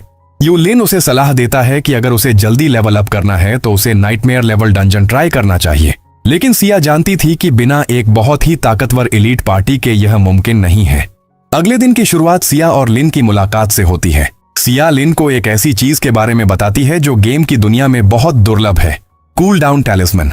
यह एक ऐसा जादुई टूल है जो मिशन के कूल डाउन समय को कम कर देता है, जिससे कम समय में बार बार डंजन क्लियर किया जा सकता है। सिया के पास परीक्षा से पहले केवल 2 दिन बचे थे और उसे हर हाल में अपना लेवल बढ़ाना था, इसलिए वह लिन को एक डील ऑफर करती है। वह अपना कीमती कूल डाउन टैलिस्मन उसके साथ शेयर करेगी, बशर्ते लिन उसे अपनी पार्टी में शामिल करे और डंजन क्लियर करने में मदद करे। लिन, जो हमेशा अकेला रहना पसंद करता था, इस बार टैलिस्मन के फायदे को देखते हुए मान जाता है। 2 घंटे बाद जैसे ही वे डंजन के द्वार पर पहुंचते हैं, लिन बिना झिझके नाइटमेयर डिफिकल्टी चुन लेता है। सिया घबरा जाती है क्योंकि यहाँ के मॉन्स्टर्स के स्टैट्स बहुत ज्यादा हाई थे, लेकिन लिन के स्केलेटन वॉरियर्स उन मॉन्स्टर्स को खिलौनों की तरह कुचलने लगते हैं। लिन अपनी समय बचाने वाली तकनीक कॉर्प्स एक्सप्लोजन का इस्तेमाल करता है, जिससे बड़े बड़े दुश्मन पल भर में राख हो जाते हैं। वह वुल्फ किंग जैसे बॉस को भी एक झटके में खत्म कर देता है। डंजन के अंत में लिन को गॉब्लिन किंग को मारने पर 25,000 EXP मिलता है और वह लेवल 15 पर पहुंच जाता है। उसे वहां से ग्रिमवार ऑफ द गॉब्लिन किंग जैसा कीमती इनाम मिलता है। हैरानी की बात यह थी कि लिन वह किताब सिया को दे देता है क्योंकि उसे उसकी जरूरत नहीं थी। कूल डाउन टैलिस्मन की मदद से वे डंजन को एक के बाद एक कुल 5 बार क्लियर करते हैं। इस मैराथन लेवलिंग के बाद लिन का स्टेटस और भी भयानक हो जाता है। लेवल 15 पर उसके पास 84 स्केलेटन वॉरियर्स की सेना हो चुकी थी। मिशन पूरा होने के बाद सिया लिन को प्रोविंशियल चैंपियन बनने की सलाह देती है, लेकिन बातचीत में एक और बड़े नाम का खुलासा होता है, च्वांगशेन एकेडमी। यह पूरे साम्राज्य की सबसे बेहतरीन एकेडमी थी जो केवल एलीट के भी एलीट छात्रों को लेती थी। सिया को पूरा भरोसा था कि लिन वह दूसरा व्यक्ति बनेगा जो इस एकेडमी में कदम रखेगा। आज जियांगनिंग प्रोविंशियल एग्जाम का दिन था, जहां हजारों की भीड़ में सिर्फ एक नाम गूंजने वाला था। क्या लिन अपनी बहन के बनाए उस लेवल 16 के लेजेंडरी रिकॉर्ड को तोड़ पाएगा? फिर हमें कुछ अंदर की बातें पता चलती हैं। वांग चाओ गिल्ड में खलबली मची है क्योंकि उनके कई सदस्य गायब हो चुके हैं। उन्हें डर है कि वे किसी ऐसी ताकत से भिड़ गए हैं जिसे उन्हें नहीं छेड़ना चाहिए था। आज जियांगनिंग प्रोविंशियल एग्जाम का दिन है, जहां हजारों की भीड़ में सिर्फ एक नाम गूंजने वाला है। सबसे पहले आता है गाओ यांग, जो अब लेवल 12 का सोर्ड शील्ड नाइट बन चुका था। फिर आती है सिया, जिसकी आंखों में एक अलग चमक थी। वह अब लेवल 15 की एलिमेंटल मेज बन चुकी थी। लेकिन असली धमाका तब होता है जब लिन कदम रखता है। वह लेवल 16 पर पहुंच चुका था। प्रिंसिपल गर्व से भर जाते हैं क्योंकि सीहाई सिटी के इतिहास में लिन की बहन के बाद वह पहला छात्र था जिसने इतनी कम उम्र में यह मुकाम हासिल किया था। परीक्षा से ठीक एक रात पहले लिन अपने अंदर की शांति और शक्ति का मुआयना करता है। उसका लेवल 16 था और उसके पास 100 स्केलेटन वॉरियर्स की एक अटूट सेना थी। अब सीन शिफ्ट होती है, जहां पर लिन मोयू, सिया शुए और गाओ यांग के साथ डंजन में होते हैं। यहाँ मजेदार बात यह है कि सोर्ड शील्ड नाइट होने के बावजूद गाओ यांग बुरी तरह डरा हुआ है क्योंकि उन्होंने नाइटमेयर डिफिकल्टी चुनी है। लिन का दबदबा यहाँ साफ दिखता है। जहाँ 10 लोगों की टीम भी मॉन्स्टर्स को संभालने में पसीना छूट जाती है, वहाँ लिन अपने कॉर्प्स एक्सप्लोजन स्किल से बॉस को चुटकियों में ढेर कर देता है। गाओ यांग तो इतना प्रभावित हो जाता है कि वो लिन के पैरों में गिर पड़ता है और उसे अपना बॉस मान लेता है। लिन का लक्ष्य साफ है, उसे लेवल 16 तक पहुंचना है ताकि वो देश की सबसे प्रतिष्ठित सियाजिंग एकेडमी में दाखिला ले सके। सीहाई सिटी एकेडमी के बाहर का नजारा आज बदला हुआ है। स्कूल के प्रिंसिपल और शिक्षक बड़ी बेसब्री से अपने उन छात्रों का इंतजार कर रहे हैं जो डंजन्स में अपनी किस्मत आजमाने गए थे। यहाँ पर और भी स्कूल के स्टूडेंट थे, जैसे कि शूजेन जो लेवल 12 का सोर्डमैन था, दूसरा वान निंग जो लेवल 13 की ईगल आर्चर थी। लेकिन तभी माहौल में एक अजीब सा डर का एहसास होने लगता है क्योंकि पावरफुल लोगों की एक एक करके चेहरे नजर आने लगते हैं। सबसे पहले आता है गाओ यांग, जो अब लेवल 12 का एक सोर्ड शील्ड नाइट बन चुका है। लेकिन असली धमाका तब होता है जब लिन मोयू कदम रखता है। उसकी जानकारी सामने आते ही सबके होश उड़ जाते हैं। वह लेवल 16 पर पहुंच चुका है। प्रिंसिपल गर्व से भर जाते हैं क्योंकि सीहाई सिटी के इतिहास में लिन की बहन के बाद वह पहले छात्र हैं जिन्होंने इस छोटी उम्र में यह मुकाम हासिल किया है। उनके हाथों में गॉब्लिन किंग के दुर्लभ हथियार उनकी जीत की कहानी खुद बयां कर रहे थे। अगले दिन छात्रों को एक टेलीपोर्टेशन स्टोन दिया जाता है। उसे तोड़ते ही वे सीधे जियांगनिंग प्रोविंशियल एग्जाम सेंटर पहुंच जाते हैं, जहां 10,000 से ज्यादा छात्र पहले से मौजूद थे। सबके सामने खड़ा था एक विशाल और रहस्यमयी ट्रायल टावर। जब लिन टावर के अंदर कदम रखता है तो परीक्षक उसे एक साधारण समनिंग टाइप मेज समझते हैं। इस टावर के नियम बहुत सख्त हैं। कोई बातचीत नहीं, कोई सवाल नहीं। जो नियम तोड़ेगा उसे तुरंत बाहर कर दिया जाएगा। यहाँ 3 लेवल हैं, नॉर्मल, नाइटमेयर और हेल। आपको अपनी काबिलियत के हिसाब से पॉइंट्स मिलेंगे जो गोल्ड कॉइन्स से भी ज्यादा कीमती हैं। टावर के अंदर लिन मोयू का सामना वुल्फ ऑर्क मेज से होता है। सिस्टम ने उसे एक साधारण मेज समझकर उससे 2 लेवल ऊंचे मॉन्स्टर्स भेजे हैं। लेकिन उन्हें क्या पता कि लिन कोई साधारण मेज नहीं बल्कि एक शक्तिशाली नेक्रोमेंसर है। जैसे ही मॉन्स्टर सामने आता है, लिन अपनी स्किल सोल ब्लेज का इस्तेमाल करता है और नतीजा सिर्फ 0.1 सेकंड में मॉन्स्टर खत्म। यह देखकर सिस्टम के ऑब्जर्वर भी हैरान रह जाते हैं कि कोई इतना तेज कैसे हो सकता है। यह टावर के इतिहास का सबसे तेज इंस्टेंट किल था। मुख्य परीक्षक निंग श्वानफेंग यह देखकर हैरान रह जाते हैं। वे लिन के लिए लेजेंडरी प्रोफेशन की कठिनाई सेट कर देते हैं। दूसरे राउंड में जहां बाकी छात्र अपनी स्टेमिना बचाने की सोच रहे थे, वहीं लिन बिना किसी झिझक के हेलिश डिफिकल्टी चुनता है। उसके सामने आता है वुल्फ बीस्टमैन वॉरियर एलीट। लेकिन लिन बस अपने 2 स्केलेटन वॉरियर्स को आदेश देता है, जाओ। 30 मिनट बाद जब स्कोरबोर्ड चमकता है तो पूरे सेंटर में सन्नाटा छा जाता है। लिन का स्कोर 1605। उसने पुराने सभी रिकॉर्ड्स तोड़ दिए थे। तीसरे ट्रायल में लिन फिर से हेलिश लेवल चुनता है। उसके सामने आता है वुल्फ बीस्टमैन कैप्टन बॉस। लेकिन उसका स्केलेटन वॉरियर पहली बार रेज शॉट स्किल का इस्तेमाल करता है और पलक झपकते ही बॉस ढेर हो जाता है। 3 राउंड के बाद लिन का कुल स्कोर 2105 हो जाता है। अब चौथे राउंड की बारी थी, जहां हर वेव में 10 मॉन्स्टर्स एक साथ हमला करने वाले थे। परीक्षकों को लगता है कि अब शायद लिन घबराएगा क्योंकि समनर्स को अक्सर घेर कर मारना आसान होता है। लेकिन लिन बस अपने हाथ फैलाता है और अपनी कंकाल सेना को बुलाता है, मेरे योद्धाओं, अपनी हड्डियां सीधी कर लो। पूरा मैदान हड्डियों की खड़खड़ाहट से गूंज उठता है। एक के बाद 100 स्केलेटन वॉरियर्स प्रकट होने लगते हैं। फिर आती है आखिरी वेव। जमीन कांपने लगती है और एक विशाल वुल्फ बीस्ट एम्परर प्रकट होता है। लेकिन लिन शांत रहता है और धीरे से कहता है, कॉर्प्स एक्सप्लोजन। अगले ही पल पूरा मैदान लाल रोशनी से भर जाता है और बॉस समेत पूरी वेव राख में बदल जाती है। पूरा परीक्षा केंद्र सन्न रह जाता है। उन्हें लग रहा था कि वे किसी इंसान को नहीं बल्कि एक असली नेक्रोमैंसर किंग को देख रहे हैं। स्कोरबोर्ड चमकता है। लिन 3500 पॉइंट्स। यह स्कोर इतिहास का सबसे बड़ा रिकॉर्ड बन चुका था। मुख्य परीक्षक धीरे से कहते हैं, अगर यह लड़का भविष्य में बड़ा हुआ तो पूरा साम्राज्य बदल जाएगा। उसे अब पूरा भरोसा हो चुका था कि लिन सिर्फ प्रोविंशियल चैंपियन ही नहीं बनेगा, बल्कि वह उस जगह तक पहुंचेगा जहां आज तक कोई नहीं पहुंच पाया। और इसी के साथ शुरू होती है लिन की असली दास्तान। इस हिस्से में परीक्षा का चौथा राउंड खत्म हो चुका है और स्क्रीन पर जो नतीजे आए उन्होंने सबको हैरान कर दिया। हजारों छात्रों में से केवल 5 छात्र ही पास हो पाए हैं।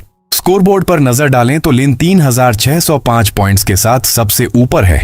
उसके पीछे ज़ुओमेई 2470 पॉइंट्स, xiaoxue 2270 पॉइंट्स, वांग जीहाओ 2265 पॉइंट्स और फेंगशु 2200 पॉइंट्स पर हैं। यहाँ फेंगशु जैसे छात्र अपनी असली ताकत बचाकर रख रहे थे, क्योंकि उन्हें पता था कि असली खेल तो आखिरी राउंड में शुरू होगा।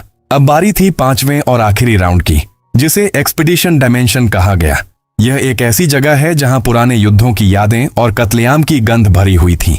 नियम बहुत सीधे और खौफनाक थे। जैसे जैसे आप मॉन्स्टर्स को मारेंगे उनकी ताकत और लेवल बढ़ता जाएगा। पॉइंट्स का सिस्टम कुछ इस तरह था। पहला स्टेज, लेवल 15 के मॉन्स्टर्स हर हत्या पर 50 पॉइंट्स। दूसरा स्टेज, लेवल 16 के मॉन्स्टर्स 100 पॉइंट्स। सबसे दिलचस्प बात यह थी कि कौन कितने पॉइंट्स कमा रहा है ये केवल छात्र देख सकते थे। बाहर बैठे एग्जामिनर्स को सिर्फ टोटल स्कोर में होने वाले बदलाव ही दिखने वाले थे। जैसे ही लिन इस आयाम में पहुंचा, उसका सामना लिजर्डमैन वॉरियर्स से हुआ। शुरुआत में उसने देखा कि एक स्केलेटन को उन्हें मारने में समय लग रहा है और उन मॉन्स्टर्स ने मदद के लिए अपने साथियों को बुला लिया था। लिन के लिए यह कोई मुश्किल नहीं बल्कि एक मौका था। उसने अपने स्केलेटन वॉरियर्स को आदेश दिया कि वे सभी मॉन्स्टर्स को एक जगह इकट्ठा करें और फिर उसने अपनी सबसे घातक स्किल का इस्तेमाल किया, कॉर्प्स एक्सप्लोजन। एक जोरदार धमाका हुआ और पूरा मैदान साफ हो गया। लिन का स्कोर 4105 से सीधे 8605 पॉइंट्स पर पहुंच गया। उसने सिर्फ कुछ ही सेकंड्स में हजारों पॉइंट्स हासिल कर लिए, जिसे देख बाहर खड़े एग्जामिनर्स के होश उड़ गए। उन्हें समझ ही नहीं आया कि आखिर अंदर हुआ क्या। लेकिन असली चुनौती अभी बाकी थी। दूसरे स्टेज में लिजर्डमैन मेजेस की एंट्री हुई, जिन्होंने आसमान से आग की बारिश यानी रेन ऑफ फायर शुरू कर दी। लिन ने बड़ी ही चालाकी से अपने स्केलेटन को ढाल की तरह इस्तेमाल किया। अब वो इन मगेस को भी उसी तबाही का स्वाद चखाने वाला था। परीक्षा के बीच में उसने अपनी कॉर्प्स एक्सप्लोजन स्किल का ऐसा इस्तेमाल किया कि पलक झपकते ही 120 मॉन्स्टर्स ढेर हो गए और उसे सीधे 6000 एक्स्ट्रा पॉइंट्स मिल गए। स्कोरबोर्ड पर नजर डालें तो लिन 34,605 पॉइंट्स के साथ सबसे ऊपर है, जबकि xiaoxue 7,270 और फेंगशु 6,200 पॉइंट्स पर संघर्ष कर रहे हैं। एग्जामिनर्स भी यह देखकर हैरान हैं कि लिन के पास न केवल शक्तिशाली समन्स हैं, बल्कि सोल फ्लेम जैसी घातक सिंगल टारगेट स्किल और अब कॉर्प्स एक्सप्लोजन जैसी AOE area of effect attack भी है। लोग बातें करने लगे हैं कि क्या लिन की क्लास लेजेंडरी से भी ऊपर है। विशेषज्ञों का मानना है कि उसने शायद कोई दुर्लभ इन्नेट टैलेंट जागृत किया है, जो अरबों में किसी एक के पास होता है। लेकिन जैसे ही लिन दूसरे वेव की तैयारी कर रहा था, फिजाओं में मौत की गंध गहरी होने लगी। तभी शेनशिया साम्राज्य की 3 महान दिव्य टावरों में से एक टावर ऑफ ट्रायल पर पाताल एबिस की शक्तियों ने हमला कर दिया। पाताल का एक साया टावर की सुरक्षा को भेद कर अंदर घुस गया। उसका मकसद साफ था, साम्राज्य के भविष्य यानी इन होनहार छात्रों को खत्म करना। साम्राज्य के सबसे बड़े एक्सपर्ट बाई यी युआन, जिन्हें गॉड बाई कहा जाता है, तुरंत हरकत में आए। उन्होंने बताया कि पाताल की शक्ति टावर के नियमों को भ्रष्ट कर रही है और इसे ठीक करने में करीब 1 घंटा लगेगा। इस 1 घंटे तक इन छात्रों को अपनी जान खुद बचानी होगी। अचानक एक्सपीडिशन डायमेंशन के सारे साधारण मॉन्स्टर्स गायब हो गए और आसमान में खौफनाक ब्लड मून निकल आया। लिन, xiaoxue और बाकी छात्र एक जगह इकट्ठा हो गए, जहां गॉड बाई ने खुद प्रकट होकर उन्हें सावधान किया। सामने से पाताल के भ्रष्ट राक्षस बढ़ रहे थे।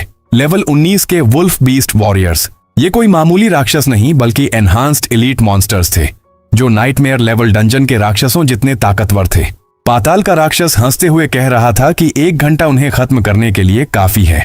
जहां बाकी छात्र अपनी जान बचाने की सोच रहे थे, वहीं हमारा नायक लिन शांत खड़ा यह सोच रहा था कि क्या इन भ्रष्ट राक्षसों को मारने से उसे एक्सपीरियंस एक्सपी मिलेगा। मैदान जंग में हालात बदतर हैं। योद्धा इतने थक चुके हैं कि वे अपनी तलवार तक नहीं उठा पा रहे। उनके सामने खौफ का दूसरा नाम खड़ा है, लेवल 19 के 100 से ज्यादा एनहांस्ड एलीट मॉन्स्टर्स। जहां अनुभवी योद्धा हार मान चुके हैं, वहीं एक 16 साल का लड़का लिन शांति से मौत के इस जाल की ओर बढ़ रहा है। लोग चिल्ला रहे हैं, पागल लिन, वापस आओ। पर लिन के लिए यह सिर्फ एक और मिशन है। लिन कोई साधारण योद्धा नहीं है, वो एक नेक्रोमैंसर है। जैसे ही वो मॉन्स्टर्स के करीब पहुंचता है, दुश्मन का लीडर उसका मजाक उड़ाते हुए कहता है, तुम डर गए क्या? हमारे गुलाम बन जाओ, हम तुम्हें छोड़ देंगे। लेकिन लिन के दिमाग में कुछ और ही चल रहा था। वो दूरी नाप रहा था, 50 मीटर। क्यों? क्योंकि यही वो सटीक दूरी है जहां उसकी कॉर्प्स एक्सप्लोजन स्किल सबसे ज्यादा तबाही मचाती है। जैसे ही वो सही स्पॉट पर पहुंचता है, वो अपनी असली ताकत दिखाता है। एक के बाद एक 100 स्केलेटन वॉरियर्स प्रकट होते हैं। देखने वाले दंग रह गए। इतनी बड़ी फौज एक ही समन में। ये कंकाल दिखने में तो दुबले हैं, लेकिन इनकी फुर्ती और ताकत किसी भी हाई एजिलिटी प्लेयर को मात दे सकती है। अब शुरू होता है असली एक्शन। लिन के स्केलेटन वॉरियर्स मॉन्स्टर्स पर रेज स्ट्राइक से हमला करते हैं। लिन नोटिस करता है कि इन मॉन्स्टर्स की कॉन्स्टिट्यूशन 3500 से ज्यादा है, जिसका मतलब है कि इन्हें मारना आसान नहीं। लेकिन यहीं लिन की मास्टर स्ट्रेटजी काम आती है। वो कहता है, जितनी ज्यादा कॉन्स्टिट्यूशन उतना ही बड़ा धमाका। जैसे ही पहला मॉन्स्टर गिरता है, लिन अपनी सबसे घातक स्किल कॉर्प्स एक्सप्लोजन एक्टिवेट कर देता है। धमाका इतना जोरदार होता है कि आसपास के सारे एलीट मॉन्स्टर्स धूल में मिल जाते हैं। जो लोग लिन को बेवकूफ समझ रहे थे, उनकी आंखों में अब सिर्फ हैरानी और डर है। उन्हें समझ आ गया है कि ये लड़का कोई साधारण प्लेयर नहीं, बल्कि साक्षात तबाही है। दुश्मन का कमांडर बौखला जाता है। वो लिन को मारने के लिए चिल्लाता है, पर लिन अपनी अगली चाल चल चुका था। वो इस्तेमाल करता है सोल ब्लेज, एक ऐसी स्किल जो शरीर को नहीं बल्कि सीधे आत्मा को जलाती है। दुश्मन दर्द से कराह उठता है। ये कैसी स्किल है? तुम इंसान हो या राक्षस? इसी धमाके के बीच लिन की कॉर्प्स एक्सप्लोजन स्किल लेवल 2 पर अपग्रेड हो जाती है। अब इसकी रेंज 20 मीटर हो गई है और डैमेज 150% तक बढ़ गया है। टावर के बाहर खड़े बड़े बड़े योद्धा भी इस शक्ति को महसूस कर पा रहे हैं। उन्हें लग रहा है कि शायद एबिस डेमन घायल हो गया है, क्योंकि वहां की काली ऊर्जा कमजोर पड़ रही है। उन्हें क्या पता कि अंदर एक 16 साल का लड़का पूरी सल्तनत को अकेले खत्म कर रहा है। लिन ने आज साबित कर दिया कि एक नेक्रोमैंसर का मतलब सिर्फ मुर्दों को जगाना नहीं, बल्कि मौत का जश्न मनाना है। उसकी हर चाल में एक गहरा गणित और खतरनाक इरादा होता है। इस जीत के साथ उसे भारी एक्सपीरियंस मिलता है और वो अपने अगले बड़े चैलेंज की ओर बढ़ जाता है। अब बाहर की माहौल में खलबली मची है, बैटल स्पेस से, जहां अभी अभी एक खौफनाक जंग थमी है। अंधेरा हट रहा है और एबिस की काली शक्तियां पूरी तरह से खत्म हो चुकी हैं। मैदान में खड़े छात्र अभी भी हैरान हैं और एक दूसरे से पूछ रहे हैं, क्या हम सच में जीत गए? बाहर खड़े अधिकारी और टीचर्स भी डर के साए में थे। उन्हें लग रहा था कि अंदर बच्चों का बुरा हाल हुआ होगा। लेकिन जब खबर आती है कि एक भी छात्र घायल नहीं हुआ है, तो सबके होश उड़ जाते हैं। टीचर्स को यकीन नहीं हो रहा कि बिना किसी नुकसान के इतने खतरनाक दानवों को कैसे हरा दिया गया। अब बारी थी इस परीक्षा के नतीजों की, जिसका मूल्यांकन सीधे शेनस्या एम्पायर के बड़े अधिकारी कर रहे थे। अधिकारियों के बीच लिन मोयू को लेकर काफी चर्चा हो रही थी। वे देख चुके थे कि लिन मोयू न केवल ताकतवर है, बल्कि युद्ध के समय उसका दिमाग बर्फ की तरह ठंडा और सटीक रहता है। जल्द ही रिजल्ट्स सबके सामने आते हैं और स्क्रीन पर जो दिखता है उसने सबको पत्थर की मूरत बना दिया। लिन मोयू ने 34,605 पॉइंट्स के साथ पहला स्थान हासिल किया है और उसे एक्सेलेंट रेटिंग दी गई है। उसकी साथी शाशवे 7,600 पॉइंट्स के साथ दूसरे नंबर पर रही। लेकिन जहां खुशी थी, वहां मातम भी था। वांग जिहाओ जैसे घमंडी छात्र को नियमों के उल्लंघन के लिए पूर्ण रेटिंग दी गई और उसे परीक्षा से बाहर कर दिया गया। अभी सब इस जीत का जश्न मना ही रहे थे कि तभी एक शाही फरमान यानी इंपीरियल ऑर्डर आता है।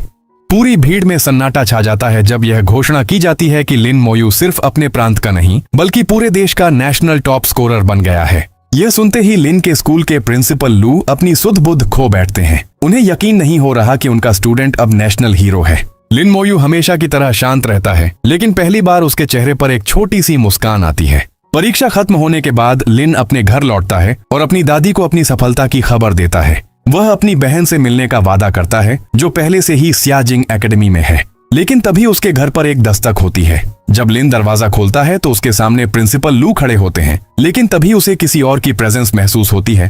प्रिंसिपल लू के बगल में कोई साधारण आदमी नहीं बल्कि खुद लॉर्ड बायशेन खड़े थे। उनकी ऑरा इतनी भयानक थी कि लिन को सांस लेने में भी दिक्कत होने लगी। लिन वहां घबराता नहीं बल्कि अपनी ठंडी मिजाज से उनका आदर सत्कार करता है। वे लिन की काबिलियत से काफी प्रभावित हैं और बताते हैं कि लिन और उसकी बहन दोनों का इतनी साधारण पृष्ठभूमि से होकर इस एकेडमी में आना वाकई काबिले तारीफ है। लेकिन यहाँ एक दिलचस्प बात सामने आती है। लॉर्ड बायशेन लिन के स्केलेटन वॉरियर्स के असली स्टैट्स नहीं देख पा रहे हैं। वे देखते हैं कि कंकालों के सभी एट्रीब्यूट्स केवल 250 हैं, जो उनके हिसाब से काफी औसत हैं। मगर लिन मन ही मन मुस्कुराता है, क्योंकि उसे पता है कि उसका इन्नेट टैलेंट उसके स्किल्स को इतना बढ़ा देता है कि बाहर वाले उसकी असली ताकत का अंदाजा भी नहीं लगा सकते। लॉर्ड बायशेन लिन को देश का चैंपियन बनने की खुशी में कुछ शानदार इनाम देते हैं। पहला इनाम है 10,000 एडिशनल पॉइंट्स, जो एकेडमी की दुनिया में पैसों से कहीं ज्यादा कीमती हैं। दूसरा इनाम है 2 स्किल स्क्रोल्स और सबसे खास टावर ऑफ शेंसिया में एक बार जाने का मौका। पर इसके साथ ही एक चुनौती भी आती है। 2 दिनों में एक गुप्त ट्रायल होने वाला है जो केवल एकेडमी के खास सदस्यों के लिए है। लिन बिना डरे इस ट्रायल में हिस्सा लेने के लिए तैयार हो जाता है। लॉर्ड बायशेन खुद लिन को एकेडमी तक छोड़ने जाते हैं, जिसे देख वहां के कर्मचारी भी हैरान रह जाते हैं कि ये मामूली दिखने वाला लड़का आखिर है कौन।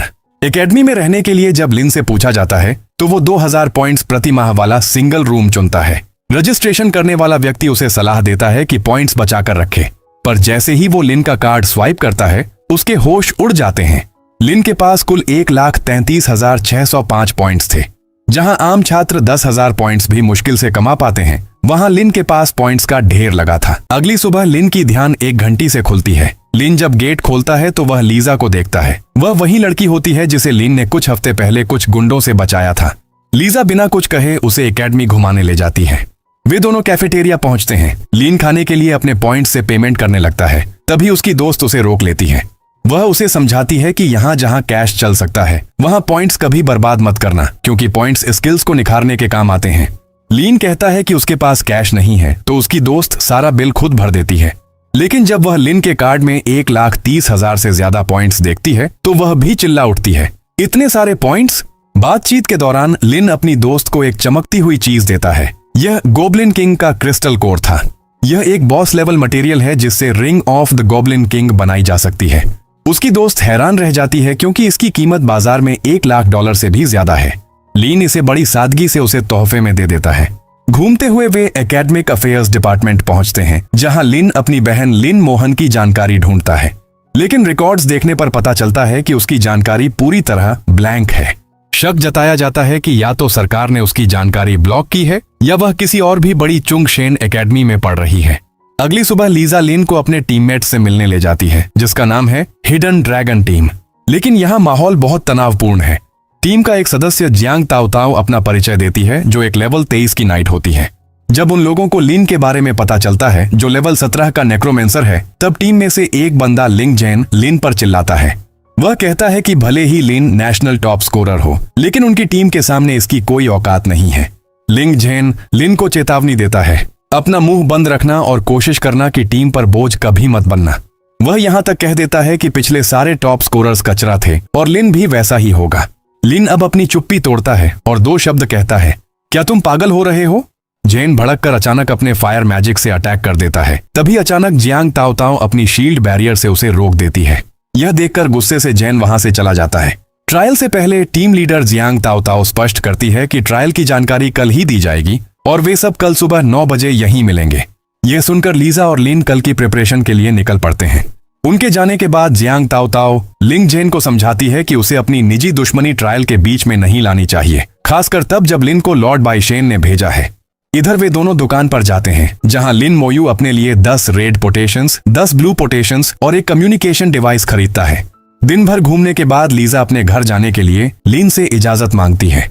उसके जाने के बाद लिन को अपना रिवॉर्ड मिलता है, एक प्राइमरी स्किल स्क्रॉल। जैसे ही वह इसे इस्तेमाल करता है, उसे एक नई ताकत मिलती है, स्लो कर्स। यह स्किल 50 मीटर के दायरे में दुश्मनों की स्पीड को 50% कम कर देती है। लिन खुश है क्योंकि अब उसके पास समनिंग, अटैक और कर्स तीनों तरह की शक्तियां हैं। अगली सुबह 9 बजे सब तैयार मिलते हैं। यहाँ जियांग ताओ ताओ की टीम के सदस्यों का परिचय होता है। टीम में Miao Yu level 20 elf elder, Duan गांव level 20 diviner, Ling Zhen level 21 warlock, Jiang Tao Tao level 23 elf knight और लीजा लेवल 19 शैडो असैसिन शामिल हैं। लीन मोयू यहाँ सबसे कम लेवल का है, सिर्फ लेवल 17, लेकिन उसकी क्लास यूनिक हिडन क्लास है। जियांग ताओ ताओ अपनी टेलीपोर्टेशन मैजिक से पूरी टीम को डिवाइन शिया टॉवर की एक अनोखी जगह मरमेड आइलैंड पर टेलीपोर्ट कर देती है। वहां मिशन स्टोन को छूने पर उन्हें अपना काम पता चलता है। उन्हें मरमेड टियर डंजन के बॉस को हराकर मरमेड टियर हासिल करना है, मतलब जलपरी का आंसू कलेक्ट करना होगा। लेकिन एक बड़ा ट्विस्ट है, पूरे साल में सिर्फ 3 मरमेड टियर्स ही गिरते हैं, जिसका मतलब है कि उन्हें दुनिया भर से आई दूसरी टीमों से भी मुकाबला करना होगा। आइलैंड में घुसने से पहले दुआं गांव अपनी डिवाइनर क्लास की शक्तियों से सबको बफ्स देता है, जिससे सबकी ताकत 30% बढ़ जाती है। लिन मोयू अपना एक स्केलेटन वॉरियर समन करता है और दुआं गांव से उसे भी बफ देने को कहता है। लेकिन यहाँ एक चौंकाने वाली बात होती है, दुआं गांव की जादुई शक्तियां उस स्केलेटन पर काम ही नहीं करती। लिंग जेन फिर से मजाक उड़ाता है कि यह समन और इसका मास्टर दोनों बेकार हैं। लेकिन असल में लिन मोयू मन ही मन मुस्कुरा रहा है। उसे समझ आ गया है कि उसका अपना टैलेंट इतना ताकतवर है कि वह दूसरों के बफ्स को खुद ब खुद ओवरराइड कर रहा है। जेन यहाँ भी लिन से लड़ने की कोशिश करता है, लेकिन दोबारा जियांग ताओ ताओ बीच में आकर बाद में लड़ने को कहकर उसे रोक देती है। ट्रायल शुरू होते ही टीम का लक्ष्य साफ है, मरमेड डंजन तक जल्दी से जल्दी पहुंचना। रास्ते में उन्हें लेवल 19 के मरमेड सोल्जर्स मिलते हैं, जिनकी स्ट्रेंथ 300 और फिजिक 320 है। टीम लीडर जियांग ताओ ताओ एक मॉन्स्टर सोल्जर को अपनी पूरी टीम के साथ ढेर करती है और उसे 1500 एक्सपीरियंस पॉइंट्स मिलते हैं।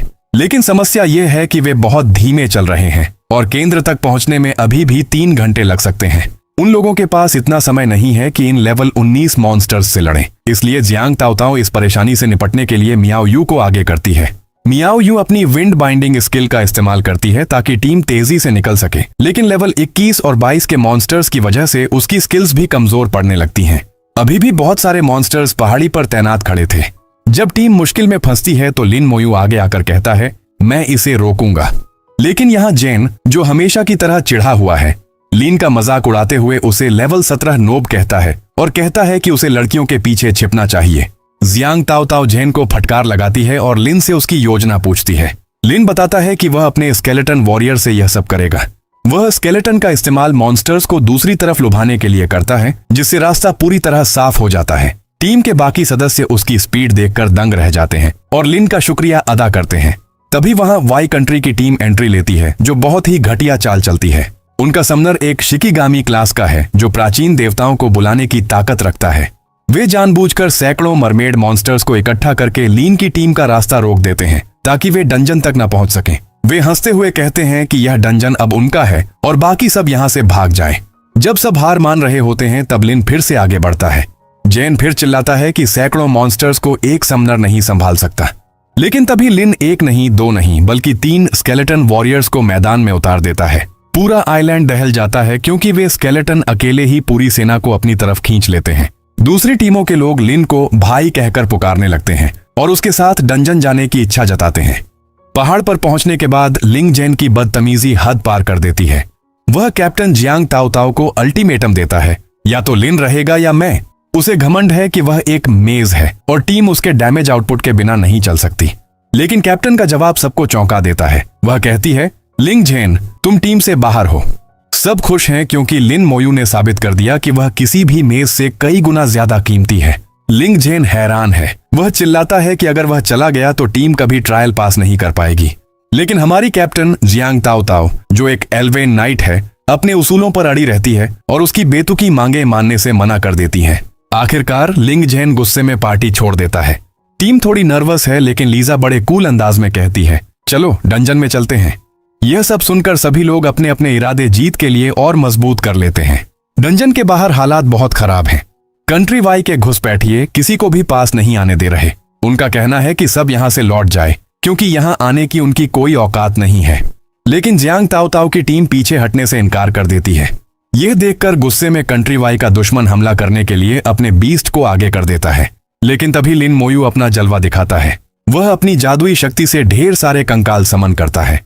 उसके कंकाल आते ही दुश्मन के बीस्ट को एक ही अटैक में खत्म कर देते हैं। लोग दंग रह जाते हैं क्योंकि आमतौर पर एक नेक्रोमेंसर इतने सारे समन नहीं कर सकता। ये कंकाल सिर्फ दिखावे के नहीं हैं, वे इतने मजबूत हैं कि दुश्मनों के सारे पेपर बम भी बेकार हो जाते हैं। अब लिन मोयू साधारण रास्ता नहीं चुनता, वह सीधे नाइटमेयर लेवल डंजन में जाने का फैसला करता है। लोग उसे पागल कह रहे हैं क्योंकि इस लेवल पर राक्षसों की ताकत दोगुनी हो जाती है, लेकिन लिन के पास कुछ ऐसा है जो किसी के पास नहीं, एक ऐसी सेना जो कभी थकती नहीं और कभी डरती नहीं। मियाओ यू डर रही है, वह हीलिंग और कंट्रोल की तैयारी करती है, लेकिन लिन की दोस्त लीजा को उसकी एबिलिटी पर पूरा भरोसा है। जैसे ही टीम कालकोठरी में प्रवेश करती है, उनका सामना लेवल 21 के एलीट मरफोक वॉरियर्स से होता है। ये साधारण सैनिक नहीं है, इनके पास श्रिक जैसा खतरनाक कौशल है और इनकी स्ट्रेंथ 2000 तक पहुंचती है। टीम की लीडर अभी पोजीशन लेने की सोच ही रही थी कि लिन के कंकाल बिजली की रफ्तार से हमला कर देते हैं। जहां एक अच्छी टीम को इन राक्षसों को मारने में 1 से 2 मिनट लगते, लिन के कंकालों ने उन्हें 1 शॉट किल यानी एक ही वार में ढेर कर दिया। अचानक पूरी टीम को 10,000 एक्सपीरियंस पॉइंट्स और फिश स्केल्स मिलने लगते हैं। टीम के सदस्य हैरान हैं कि उन्हें बिना उंगली हिलाए इतना अनुभव मिल रहा है। लिन मोयू शांत खड़ा है, उसके लिए यह बस एक शुरुआत है। टीम आगे बढ़ती है। कालकोठरी का माहौल बहुत ही रहस्यमयी और डरावना है। यहाँ ज्यादा संख्या में मॉन्स्टर्स नहीं हैं, लेकिन जो भी हैं वे एनहांस्ड और बेहद शक्तिशाली हैं। टीम की एक सदस्य कहती है कि उसे जिंदगी में पहली बार कालकोठरी साफ करते हुए इतना रिलैक्स महसूस हो रहा है। आमतौर पर लीडर को दुश्मन का ध्यान खींचना पड़ता है और हीलर को लगातार हील करना पड़ता है, लेकिन यहाँ कंकाल सारा काम खुद कर रहे हैं। अंत में वे बॉस रूम में पहुंचते हैं। उनके सामने खड़ा है मरफोक क्वींस सरपेंट। यह लेवल 23 का राक्षस है जिसकी फुर्ती 5500 है। यह लिन के कंकालों से भी कहीं ज्यादा तेज है। इस नागिन के पास लैश, डेथ स्ट्रैंगल और वेनम जैसे जानलेवा हमले हैं। जब यह अपनी तेजी से हमला करती है तो टीम को लगता है कि अब बचना मुश्किल है। लिन अपना मास्टर स्ट्रोक खेलता है, स्लो कर्स। अचानक बॉस की गति आधी रह जाती है। पूरी टीम को समझ आता है कि लिन सिर्फ एक समनर नहीं बल्कि एक खतरनाक कर्स मास्टर भी है। बॉस अपना जहर उगलती है, लेकिन लिन के कंकाल तो अनडेड यानी मरे हुए हैं। उन पर जहर का कोई असर ही नहीं होता। कंकाल बिना रुके उसे चारों तरफ से घेर लेते हैं और उसके सर को अपने तलवार से बीच से ही छेद देते हैं। बॉस के मरते ही लिन को 50,000 एक्सपीरियंस पॉइंट्स मिलते हैं। उसे एक silver grade serpent skin armour और एक इंटरमीडिएट मॉन्स्टर कोर भी मिलता है। टीम के लिए यह यकीन करना मुश्किल है कि उन्होंने नाइटमेयर लेवल को इतनी आसानी से पार कर लिया, लेकिन लिन के लिए यह बस उसकी लंबी यात्रा का एक छोटा सा पड़ाव है। लिन मोयू की टीम नाइटमेयर लेवल डंजन की गहराई में पहुंच चुकी है। अब उनके सामने एक विशाल महल खड़ा है, लेकिन यहाँ का रास्ता इतना आसान नहीं है। महल के चारों ओर मछलियों की गंध फैली हुई है। जैसे ही लिन मोयू आगे बढ़ता है, उसे जो दिखता है वह किसी भी साधारण योद्धा के पसीने छुड़ाने के लिए काफी है। महल के सामने की सुरक्षा को देखकर लिन रुकता है और गिनती शुरू करता है। वह देखता है कि वहां कुल 60 पेट्रोल टीमें तैनात हैं। हर टीम में 3 मॉन्स्टर्स हैं, यानी कुल 180 मरमेड मॉन्स्टर्स। ये कोई आम राक्षस नहीं है, बल्कि ये सभी एनहांस्ड एलीट मॉन्स्टर्स हैं। एक अकेले मरमेड एलीट सोल्जर के आंकड़े देखें तो उसकी स्ट्रेंथ 2200 और कॉन्स्टिट्यूशन 2400 है। जहां बाकी टीम के लिए यह मौत का जाल है, लिन मोयू के चेहरे पर एक ठंडी मुस्कान आती है। वह कहता है, जितने ज्यादा मॉन्स्टर्स होंगे मेरे लिए उतना ही अच्छा है। टीम के बाकी साथी लिन को रोकने की कोशिश करते हैं। उन्हें लगता है कि 180 एलीट मॉन्स्टर्स पर सीधे हमला करना पागलपन है, लेकिन लिन मोयू किसी की नहीं सुनता और सीधे उन पेट्रोल टीमों की ओर बढ़ जाता है। जैसे ही हमला शुरू होता है, लिन अपने एक खास स्किल का इस्तेमाल करता है। वह अपनी टीम को चेतावनी देता है, अपने कान बंद कर लो। इसके बाद एक जोरदार धमाका होता है। अचानक सिस्टम नोटिफिकेशंस की बाढ़ आ जाती है। हर एक मरमेड एलीट सोल्जर के मरने पर उसे 12,000 एक्सपीरियंस पॉइंट्स मिलते हैं। स्क्रीन पर लगातार किल्ड के मैसेज आने लगते हैं। टीम के सदस्य अपनी आंखों पर यकीन नहीं कर पा रहे हैं कि कैसे पलक झपकते ही दर्जनों एलीट मॉन्स्टर्स ढेर हो गए। लिन की इस ताकत को देखकर उसके साथी सुन्न रह जाते हैं। वे कहते हैं कि उन्होंने अपनी जिंदगी में ऐसा शक्तिशाली स्किल कभी नहीं देखा। सिस्टम लगातार अपडेट हो रहा है और एक्सपीरियंस पॉइंट्स 30,000 के पार पहुंच जाते हैं। जैसे ही आखिरी पेट्रोल टीम खत्म होती है, महल के विशाल दरवाजे अपने आप खुलने लगते हैं। अंदर से एक बेहद खूबसूरत लेकिन खतरनाक साया बाहर आता है। यह है इस कालकोठरी की असली बॉस, मरमेड क्वीन। जैसे ही रानी प्रकट होती है, उसकी सुंदरता और आभा इतनी तेज होती है कि टीम के सदस्य उसे देखते ही रह जाते हैं। लेकिन यह कोई साधारण खूबसूरती नहीं है, यह उसका एन्चांटमेंट मैजिक है। लिन मोयू तुरंत सबको सतर्क करता है, वरना पूरी टीम वहीं सम्मोहित होकर मारी जाती। मरमेड क्वीन एक लेवल बॉस मॉन्स्टर है जिसके आंकड़े रोंगटे खड़े कर देने वाले हैं। उसकी ताकत 5000, फुर्ती 6000 और सहन शक्ति 6000 है। लड़ाई शुरू होते ही रानी अपना पहला हमला स्क्रीम ऑफ सॉरो करती है। लिन के शुरुआती 11 कंकाल योद्धा इस हमले का सामना नहीं कर पाते और खत्म हो जाते हैं। यह देखकर लिन कर्स का इस्तेमाल करता है, लेकिन उससे भी कुछ खास फायदा नहीं मिलता। रानी अपना सुनामी वेव्स का इस्तेमाल करती है और देखते ही देखते 12 से अधिक कंकालों के चिथड़े उड़ जाते हैं। टीम के साथियों को लगता है कि अब उन्हें मोर्चा संभालना पड़ेगा, क्योंकि कंकाल अपनी सीमा तक पहुंच चुके हैं। जब टीम के साथी हमला करने के लिए आगे बढ़ते हैं तो लिन मोयू उन्हें रोक देता है। वह शांत स्वर में कहता है, arise and dominate my soldiers. अचानक वहां 1-2 नहीं बल्कि 87 नए कंकाल योद्धा प्रकट हो जाते हैं। टीम के सदस्य दंग रह जाते हैं। उन्हें अंदाजा भी नहीं था कि लिन ने अब तक अपनी असली सेना छुपाकर रखी थी। यह संख्या इतनी भारी थी कि पूरा युद्ध क्षेत्र कंकालों से भर गया। रानी अपनी सबसे शक्तिशाली स्किल क्वींस लैमेंट का उपयोग करती है, जो एक मानसिक हमला है, लेकिन यहाँ उसे सबसे बड़ा झटका लगता है। लिन मोयू समझाता है कि उसके कंकाल योद्धा भावनाओं से शून्य हैं। उन्हें न तो डर लगता है और न ही दर्द महसूस होता है। इस वजह से रानी का मानसिक जादू उन पर बेअसर साबित होता है। दूसरी ओर लिन की अपनी मानसिक शक्ति इतनी अधिक है कि वह खुद भी सुरक्षित रहता है। अंततः 87 कंकालों के निरंतर हमलों के सामने मरमेड क्वीन घुटने टेक देती है। इस जीत से लिन को 80,000 एक्सपीरियंस पॉइंट्स मिलते हैं। लूट में उसे 2 सिल्वर ग्रेड हथियार मिलते हैं, मरमेड क्वींस लॉन्ग स्वॉर्ड और मरमेड क्वींस स्टाफ। साथ ही उन्हें मिशन का मुख्य आइटम मरमेड स्टीयर भी मिल जाता है, जिससे उनका ट्रायल मिशन पूरा हो जाता है। इस जीत के साथ लिन मोयू चुंगशेन एकेडमी के एक कदम और करीब पहुंच जाता है। टीम खुश है, खासकर इसलिए क्योंकि उन्होंने उस गद्दार लिंग जैन के बिना यह जीत हासिल की। लेकिन लिन मोयू यहीं रुकने वाला नहीं है। वह अपनी दोस्त से कूल डाउन चार्म मांगता है। जैसे ही लिन मोयू और जियांग ताओ ताओ डंजन से बाहर आते हैं, बाहर खड़ी भीड़ उनका मजाक उड़ाने लगती है। लोगों को लगता है कि वे डंजन के अंदर मुकाबला नहीं कर पाए और डर कर भाग आए हैं। एक छात्र हंसते हुए कहता है कि लिन के स्केलेटन सिर्फ दिखावे के लिए हैं। वे सोच भी नहीं सकते कि लिन ने डंजन को छोड़ा नहीं, बल्कि उसे रिकॉर्ड समय में क्लियर कर दिया है। यहीं असली ट्विस्ट आता है। जियांग ताओ ताओ एक कूल डाउन तालिस्मान निकालती है। यह एक बेहद उच्च स्तरीय और दुर्लभ आइटम है जो डंजन के कूल डाउन समय को खत्म कर देता है। बाहर खड़े लोग यह देखकर दंग रह जाते हैं, क्योंकि अब 5 की जगह केवल 2 सदस्य दोबारा नाइटमेयर लेवल में घुस रहे हैं। लोग इसे आत्महत्या कहते हैं, लेकिन लिन और लीजा का प्लान कुछ और ही है। डंजन के अंदर लीजा को पूरा भरोसा था कि लिन के साथ वह हरदम लेवल अप करती रहेगी। इस बार भी लिन मोयू की रफ्तार बिजली जैसी है। जहां पिछली बार उन्हें आधा घंटा लगा था, इस बार लिन महज 5 मिनट में क्वीन के महल तक पहुंच जाता है। रास्ते में आने वाले लेवल 21 के एलीट मरफोल्क वॉरियर्स लिन के स्केलेटन्स के सामने तिनके की तरह उड़ जाते हैं। उनका सारा वार खाली जाता है और उन्हें अपनी जान से भी हाथ धोना पड़ता है। लीजा भी लिन की ताकत देखकर हैरान है और कहती है कि लिन उसकी सोच से कहीं ज्यादा अद्भुत है। आगे बढ़ते हुए उनका सामना और भी कई मरमेड मॉन्स्टर्स से होता है, लेकिन स्केलेटन वॉरियर्स सबको चींटी की तरह मसल देते हैं। आगे बढ़ते हुए उनका सामना लेवल 23 के मरफोल्क क्वींस सरपेंट से होता है। लिन मोयू इसे भी परास्त कर 1,25,000 अनुभव अंक और सिल्वर ग्रेड का सरपेंट स्किन आर्मर प्राप्त करता है। महल पहुंचने पर मरफोल्क क्वीन प्रकट होती है। लिन उसकी आंखों में नहीं देखता ताकि वह उसके वशीकरण से बच सके। लिन मोयू पहले उस पर स्लो कर्स डालता है, जिससे उसकी 6,000 की एजिलिटी कम हो जाती है। अंत में वह अपने सबसे भयानक स्किल कॉर्प्स एक्सप्लोजन का उपयोग करता है, जिससे क्वीन का अंत हो जाता है और लिन को 2 लाख एक्सपीरियंस पॉइंट्स मिलते हैं। साथ ही उसे सिल्वर ग्रेड की तलवार और मैजिक बुक ग्रिमोयर भी मिलती है। सबसे जरूरी चीज, उन्हें एक और मरफोल्क टीयर मिल जाता है। जैसे ही वे अपना तीसरा राउंड पूरा करके बाहर निकलते हैं, डंजन गायब होने लगता है। डंजन का गायब होना इस बात का प्रमाण है कि उसके सभी मुख्य आइटम, विशेष रूप से तीनों मरफोल्क टीयर्स, प्राप्त कर लिए गए हैं। डंजन के बाहर मौजूद अन्य योद्धा और टीमें यह देखकर स्तब्ध रह जाती हैं कि डंजन गायब हो गया है। उन्हें विश्वास नहीं होता कि केवल 2 लोगों ने नाइटमेयर लेवल को इतनी जल्दी 3 बार क्लियर कर लिया है। डंजन के गायब होते ही लालची योद्धाओं की एक टीम लिन मोयू और लीजा को घेर लेती है।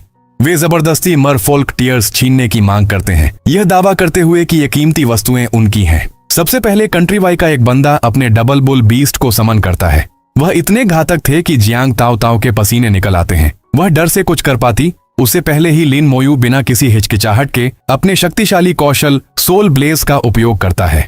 यह हमला सीधे दुश्मन के बीस्ट की आत्मा पर होता है और देखते ही देखते बुल बीस्ट वहीं पर धराशायी हो जाता है। दुश्मन अब गुस्से से अपने सबसे शक्तिशाली बीस्ट जायंट एक्स डिवाइन समन को बुलाता है। यह बीस्ट देखने में अत्यंत विशाल और डरावना है, जिसके हाथ में एक बहुत बड़ी कुल्हाड़ी है।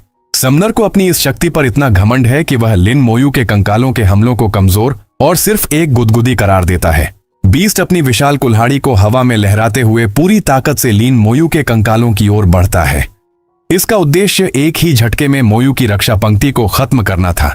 जैसे ही बीस्ट हमला करता है, मोयू के कंकाल पीछे हटने के बजाय सीधे उससे टकरा जाते हैं। यह देखकर दर्शक चौंक जाते हैं, क्योंकि जिस फ्यूरियस स्ट्राइक को समनर बेहद शक्तिशाली समझ रहा था, वह मोयू के कंकालों के सामने बहुत कमजोर साबित होता है। लिन मोयू का कंकाल इतनी आसानी और फुर्ती से हमला करता है कि वह उस विशालकाय डिवाइन समन को कुछ ही पलों में ढेर कर देता है। बीस्ट के खत्म होते ही वह हवा में गायब हो जाता है और उसकी शारीरिक उपस्थिति पूरी तरह मिट जाती है। जैसे ही बीस्ट मारा जाता है, डिवाइन समनर को एक जबरदस्त प्रतिघात झेलना पड़ता है। बीस्ट की मौत का मानसिक और शारीरिक दर्द सीधे समनर को महसूस होता है, जिससे वह बुरी तरह कराह उठता है। अपने सबसे शक्तिशाली बीस्ट को इतनी आसानी से हारते देख समनर का आत्मविश्वास पूरी तरह टूट जाता है। वहां मौजूद अन्य लोग यह देखकर भागने लगते हैं कि एक लेवल 17 के नेक्रोमेंसर ने लेजेंडरी क्लास वाले समनर के बीस्ट को कुछ ही सेकंडों में खत्म कर दिया। अंत में समनर खुद को बचाने में नाकाम रहता है और मारा जाता है। ट्रायल सफलतापूर्वक पूरा करने के बाद लिन मोयू और उनके साथी कियान लोंग एकेडमी के एक क्लासरूम में टेलीपोर्ट होते हैं। क्लासरूम में पहुंचने पर जियांग ताओताओ लिन मोयू को उनकी मदद के लिए धन्यवाद देती है और कहती हैं कि यह ट्रायल उनके लिए बहुत महत्वपूर्ण था। तभी बाई ये युआन का संदेश आता है, जिसमें लिन मोयू को तुरंत एकेडमिक अफेयर्स ऑफिस बुलाया जाता है। ऑफिस में बाई शेन लिन मोयू के प्रदर्शन की जमकर तारीफ करते हैं और उनसे मरमेड टीयर्स के बारे में चर्चा करते हैं। वह बताते हैं कि यह एक अत्यंत दुर्लभ वस्तु है, जो लेवल 40 पर दूसरी क्लास ट्रांजिशन के दौरान जन्मजात प्रतिभा को जगाने की सफलता दर को बढ़ाती है। बाई शेन लिन मोयू से उनकी सफलता के लिए कोई इनाम मांगने को कहते हैं। लिन मोयू इनाम के रूप में अपनी बहन लिन मोहान के बारे में जानकारी मांगते हैं। बाई शेन बताते हैं कि उनकी बहन छुआंग शेन एकेडमी में है, जहां की जानकारी पूरी तरह गोपनीय रखी जाती है। वह कहते हैं कि बहन से मिलने का एकमात्र रास्ता छुआंग शेन एकेडमी में शामिल होना है। चूंकि बहन की जानकारी देना इनाम का हिस्सा नहीं माना जाता, इसलिए लिन मोयू एक कूल डाउन एम्यूलेट की मांग करते हैं। बाई शेन उन्हें यह एम्यूलेट देने के लिए पहले लेवल 20 पर एक नया टास्क पूरा करने की शर्त रखते हैं। अंत में बाई शेन लिन मोयू को इंस्टेंस डंजन हॉल का एक टेलीपोर्टेशन स्टोन देते हैं, ताकि वह तेजी से लेवल बढ़ा सकें। लिन मोयू बिना आराम किए तुरंत लेवलिंग के लिए शियाजिंग एकेडमी के इंस्टेंस हॉल की ओर निकल पड़ते हैं। फेंक योंग लिन हान पर धोखाधड़ी का आरोप लगाता है, लेकिन लिन हान बड़े ही आत्मविश्वास के साथ जवाब देता है, सिर्फ इसलिए कि तुम कुछ नहीं कर सकते, इसका मतलब यह नहीं कि दूसरे भी नहीं कर सकते। क्या तुमने कभी हिडन क्लास के बारे में सुना है?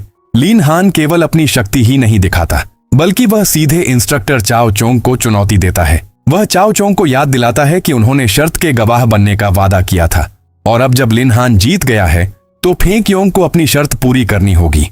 यहीं पर लिन हान एक ऐसा दांव खेलता है जिससे चाओ चोंग के पैरों तले जमीन खिसक जाती है। लिन हान कहता है, मेरा लेवल 10 तक पहुंचना उन सहायक शिक्षकों की वजह से संभव हुआ, जिन्होंने मेरी रक्षा करने के लिए बहुत कष्ट उठाया। चाओ चोंग तुरंत समझ जाते हैं कि लिन हान को पता चल गया है कि उन्होंने ही उसे मरवाने के लिए आदमी भेजे थे। उन्हें डर सताने लगता है कि लिन हान ने शायद उनके आदमियों को पकड़ लिया है और वह उनका इस्तेमाल चाओ चोंग को बर्बाद करने के लिए करेगा। अपनी बरसों की मेहनत और पद को बचाने के लिए चाओ चोंग एक भयानक फैसला लेते हैं। वह सोचते हैं कि आज इस बच्चे को हमेशा के लिए चुप करना ही होगा। तभी जब टीचर बाई लिन हान की तारीफ कर रही होती है और उसकी अजेय शक्ति की बात करती है, चाओ चोंग अचानक लिन हान पर हमला कर देते हैं।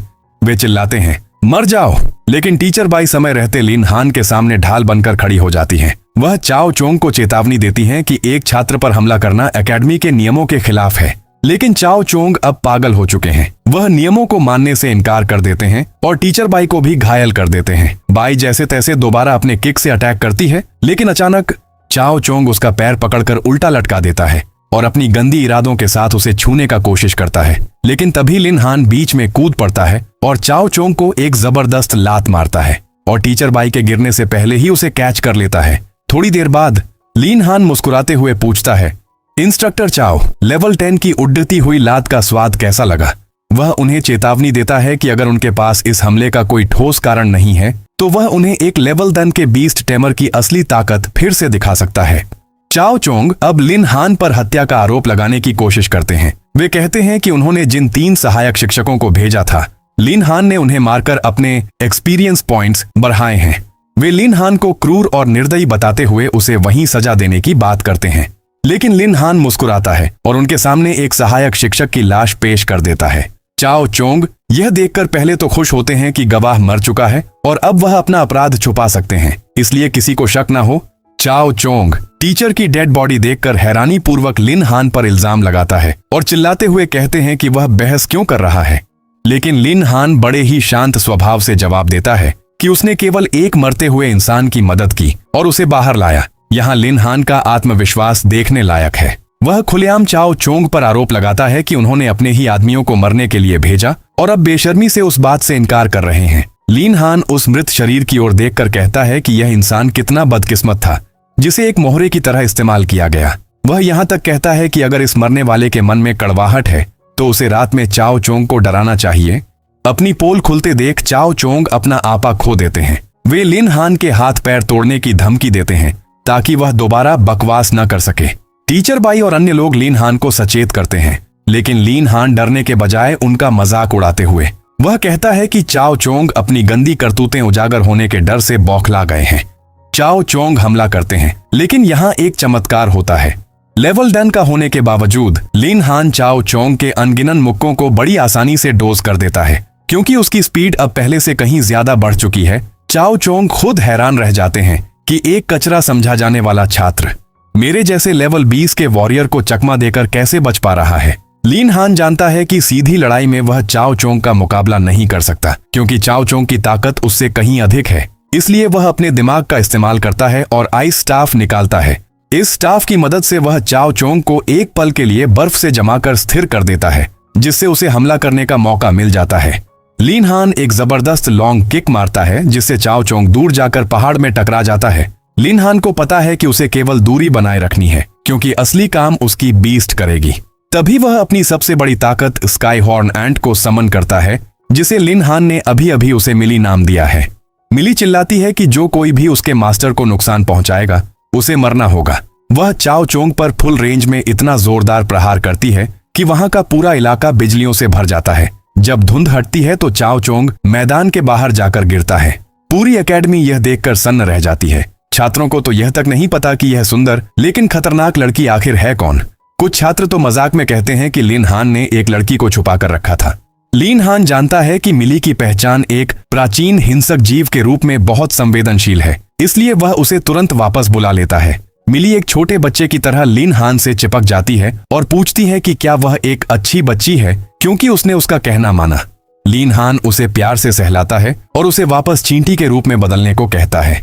चाओ चोंग, जो अपनी गंदी करतूतों के कारण पहले से ही घिरे हुए हैं, वे लिन हान पर चिल्लाते हुए कहते हैं कि न केवल उसने सहायक शिक्षक की हत्या की है, बल्कि बाहरी लोगों के साथ मिलकर उन पर हमला भी किया है। चाओ चोंग का चेहरा गुस्से से लाल है और वे मांग करते हैं कि लिन हान जैसे भ्रष्ट छात्र को कड़ी से कड़ी सजा दी जानी चाहिए। लेकिन उनका मुख्य उद्देश्य लिन हान को हरदम के लिए खत्म करना है। हम देखते हैं कि वह अपने पूरी पावर को इकट्ठा करने लगता है, जिससे उसकी भयानक ऑरा चारों ओर फैलने लगती है। आगे वह कुछ कर पाता, तभी एक शख्स उसे हिट करते हुए एंट्री करता है। उसका ऑरा और भी भयानक होता है, जिसका नाम है सिकोंग चेंग। सिकोंग चेंग यीजोंग के डीन हैं, जिनका लेवल 56 है और वे रैंक 1 के डेमन रिफाइनिंग मास्टर हैं। उनके आते ही माहौल बदल जाता है। चाओ चोंग तुरंत डीन के पास जाकर अपनी झूठी कहानी सुनाने लगता है। वे दावा करता है कि लिन हान ने केवल अपना लेवल बढ़ाने के लिए सहायक शिक्षक की बेरहमी से हत्या कर दी। वे यहाँ तक झूठ बोलते हैं कि जब वे लिन हान को न्याय के कटघरे में लाने की कोशिश कर रहे थे तो उसने उन्हें भी मारने का प्रयास किया। चाओ चोंग बड़ी बेशर्मी से डीन से लिन हान को मृत्युदंड देने की गुहार लगाते हैं। लिन हान इन आधारहीन आरोपों से घबराने के बजाय शांत रहता है। वह जानता है कि सच उसके पक्ष में है। जब डीन उसे बोलने का मौका देते हैं तो लिन हान सीधे मुद्दे की बात करता है। वह डीन से अनुरोध करता है कि वे सबसे पहले उस सहायक शिक्षक की मृत्यु के कारणों की जांच करें। डीन जब शरीर की जांच करते हैं तो वे पाते हैं कि उसकी छाती की हड्डियां पूरी तरह चकनाचूर हो चुकी हैं और अधिकांश आंतरिक अंग फट चुके हैं। डीन तुरंत पहचान जाते हैं कि यह किसी बड़े और हिंसक जानवर का काम है, किसी इंसान का नहीं। चाओ चोंग फिर भी हार नहीं मानते और कहते हैं कि भले ही जानवर ने मारा हो, लेकिन लिन हान का इसमें हाथ जरूर होगा। लिन हान अब असली मास्टरमाइंड गेम खेलता है। वह कहता है कि शायद चाओ चोंग ने ही उसे मारने के लिए सहायक शिक्षक को भेजा था, लेकिन वह इतना कमजोर था कि एक जानवर के हाथों मारा गया। टीचर बाई भी लिन हान का समर्थन करती हैं। वे डीन को बताती हैं कि कैसे चाओ चोंग ने लिन हान को जानबूझकर उसकी क्षमता से अधिक कठिन क्षेत्र में भेजा था, जो छात्र को नुकसान पहुंचाने की साजिश की ओर इशारा करता है। चाओ चोंग इसे केवल लिन हान की मनगढ़ंत कहानी बताते हैं और सबूत की मांग करते हैं। लिन हान अब अपनी चाल चलता है। वह कहता है कि चाओ चोंग इल्जाम लगाने में बहुत माहिर हैं। वह सवाल पूछता है कि अगर उसने सहायक शिक्षक को मारा होता तो क्या वह उसकी लाश वापस लाता। डीन भी लिन हान से सबूत मांगते हैं। लिन हान कहता है कि उसके पास सबूत है। वह उन 2 सहायक शिक्षकों को पेश करता है जो अभी भी जीवित हैं। वे दोनों बुरी तरह डरे हुए हैं और कांप रहे हैं। ये सब नजारा देखकर सभी की आंखें फटी की फटी रह जाती हैं, क्योंकि उन दोनों टीचर के साथ ही साथ वुल्फ किंग का डेड बॉडी भी पड़ा हुआ था। यहाँ लिन हान दोनों से सच उगलवाने के लिए अपनी प्राचीन हिंसक चींटी मिली की शक्ति का उपयोग करता है। जंगली चींटियां उन दोनों के पैर के साथ पूरे शरीर में फैल कर काटने लगते हैं और थोड़ी देर दर्द बर्दाश्त करने के बाद जरिए वह सारी सच्चाई उगल देते हैं। वे दोनों सबके सामने कबूल करते हैं कि चाओ चोंग ने ही उन्हें लिन हान की निगरानी करने और मौका मिलने पर उसे मार डालने का आदेश दिया था, ताकि ऐसा लगे कि वह किसी जानवर का शिकार हुआ है। सबूत और गवाहों के सामने आने के बाद चाओ चोंग की बोलती बंद हो जाती है और वह वहां से भागने की कोशिश करता है, लेकिन तभी डीन सिकोंग चेंग उन्हें अपनी शक्ति थंडर स्ट्रोक से बांध देते हैं। डीन घोषणा करते हैं कि एक प्रशिक्षक होकर छात्र के खिलाफ साजिश रचना एकेडमी के सिद्धांतों का घोर उल्लंघन है। वे चाओ चोंग को कड़ी सजा के लिए तैयार रहने को कहते हैं। थोड़ी देर बाद टीचर बाई लिन हान की प्रशंसा करती है और वे लिन हान को अपनी कार से वापस भेजने का प्रस्ताव भी देती हैं। अंत में एकेडमी की सबसे प्रतिभाशाली छात्रा लिंगशु लिन हान के बहुत करीब आकर उससे पूछती है, तुमने उस गेल वुल्फ किंग को अकेले कैसे मारा? लिंगशु का मानना है कि लिन हान की प्रोफेशन आमने सामने की लड़ाई के लिए नहीं है, बल्कि वह लॉन्ग रेंज अटैक्स के लिए बनी है। उसका तर्क है कि बिना किसी साथी के उस शक्तिशाली भेड़िए को हराना नामुमकिन है, जब तक कि लिन हान के पास कोई बहुत शक्तिशाली प्राचीन जीव न हो।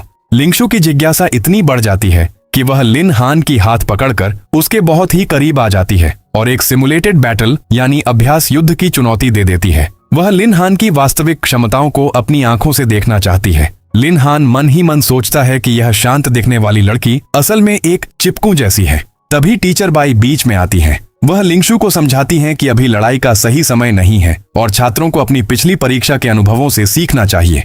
वह लिन हान का पक्ष लेते हुए कहती हैं कि वह अभी एक कठिन लड़ाई से लौटा है और उसे आराम की जरूरत है। अंततः लिंगशु वहां से यह कहकर चली जाती है कि लिन हान अपना वादा याद रखे। इसके बाद लिन हान शैडो माउंटेन एक्सचेंज नामक एक जगह पर पहुंचता है। उसके पास 2 कीमती इक्विपमेंट हैं, जिन्हें बेचकर वह न केवल अपना गुजारा करना चाहता है, बल्कि सिस्टर बिंग का कर्ज भी चुकाना चाहता है। वहां उसकी मुलाकात मैनेजर त्यान ब्यान से होती है।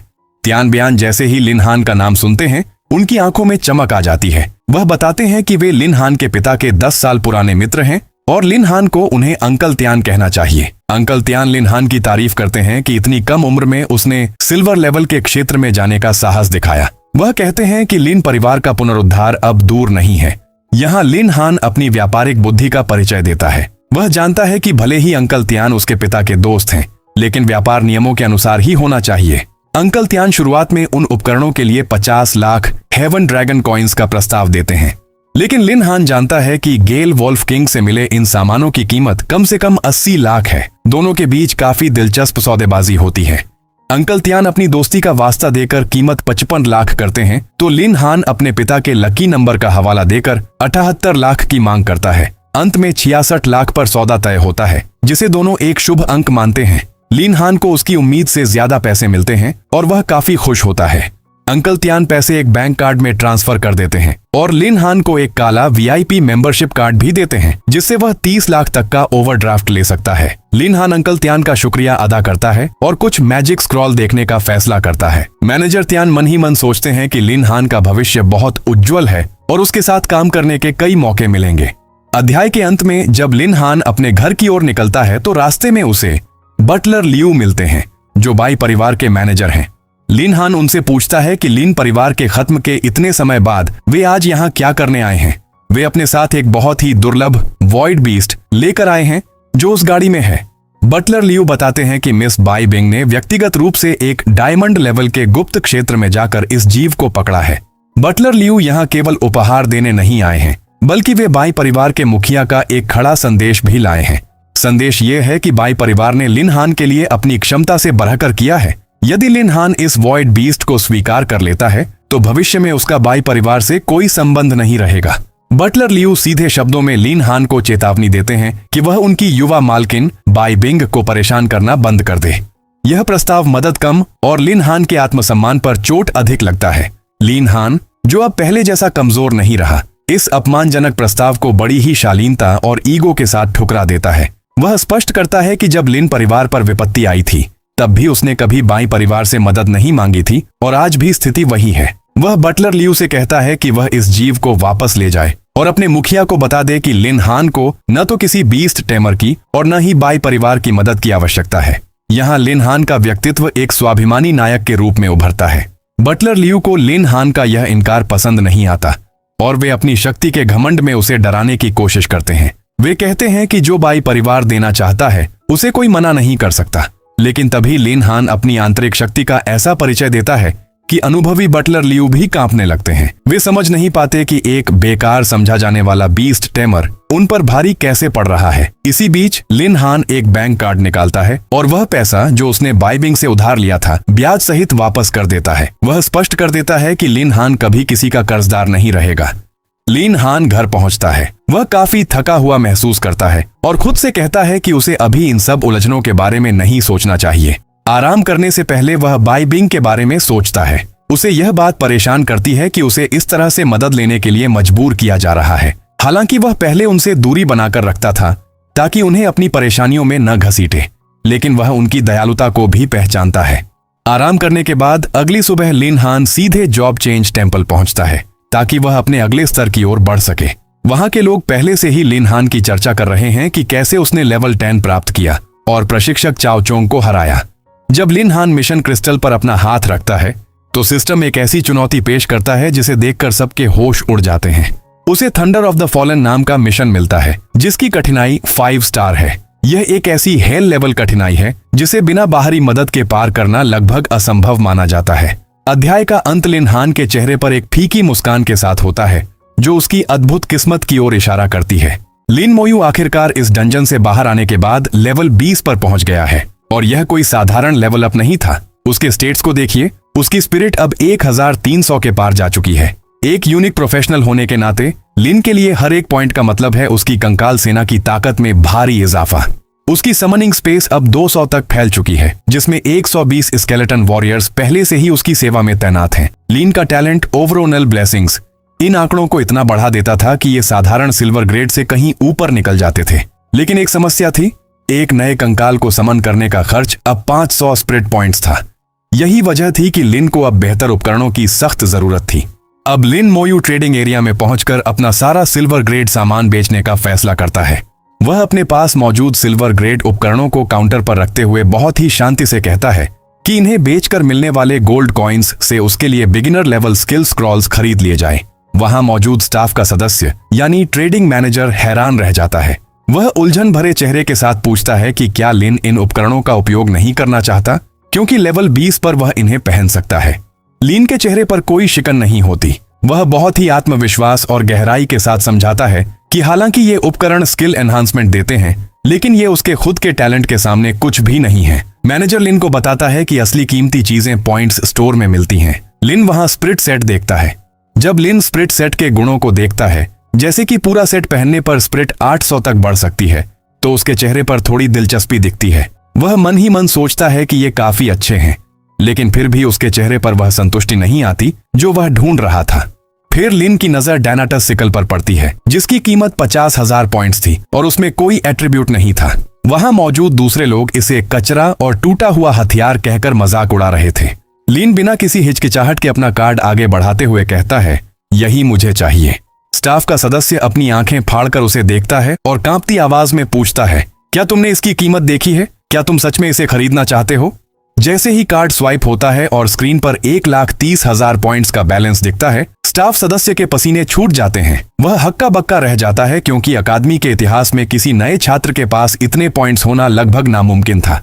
जब लिन अपना सामान लेकर निकलता है तो वह मन ही मन अपनी योजना बनाता है। वह सोचता है कि भले ही दूसरों की नजर में यह सिकल कचरा हो, लेकिन यह ग्रोथ टाइप है और उसकी सेना को एक लीडर यानी हीरो जनरल की जरूरत है। लिन के चेहरे पर एक शांत और गंभीर मुस्कान होती है। वह अपने नए स्किल्स, स्केलेटन आर्मर और नए हथियार के साथ अपनी ताकत को लेकर पूरी तरह आश्वस्त नजर आता है।